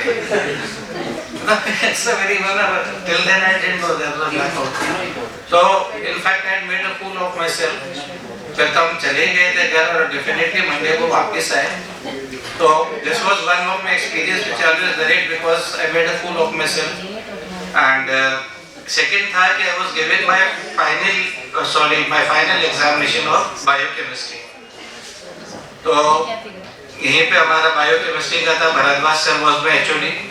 Mandari madam was my senior then, and Deepak Chauhan, I don't know how many people यहाँ निदान में अभी है वो. तो हम लोग सब एप्रिल पहन के और बिल्कुल हाईली एंजाइटी है सारे और खड़े हो गए थे, वेट कर रहे थे क्योंकि external wasn't there. Imagine final year and your HOD is खड़ूस. तो आया नहीं. हम लोग सब अपने एप्रिल में थे जैसे अभी कई बच्चे लोग यहाँ पर हैं. तो सडनली मैं देखता हूँ दीपक आता है. He got some guy. Sir आगे external आगे हटो. And you know each of us in this April and sir, good morning sir, नमस्कार sir. तो सबको अपना आगे future दिख रहा था. And you know that guy was nothing but a nursing Ardali of forensic. तो किसी से मिलने आया था दीपक out of वो, उसका नाम था रामू को ले आया. We didn't know Ramu because अपन तुम जानते हो ना एनाटॉमी वगैरह इधर रहते हैं, फोरेंसिक वगैरह उधर रहते हैं. तो I don't know what the thing is anatomy right no. उस टाइम अलग थे. सर आगे and you know that Ramu 40 people in a batch were wishing बिल्कुल झुक के 60 डिग्री 90 डिग्री सर. और उसको he was blank. क्या हो गया ये? नेवर. मेरे ख्याल से उसके बाद उसको इतना रिस्पेक्ट कभी नहीं मिला होगा.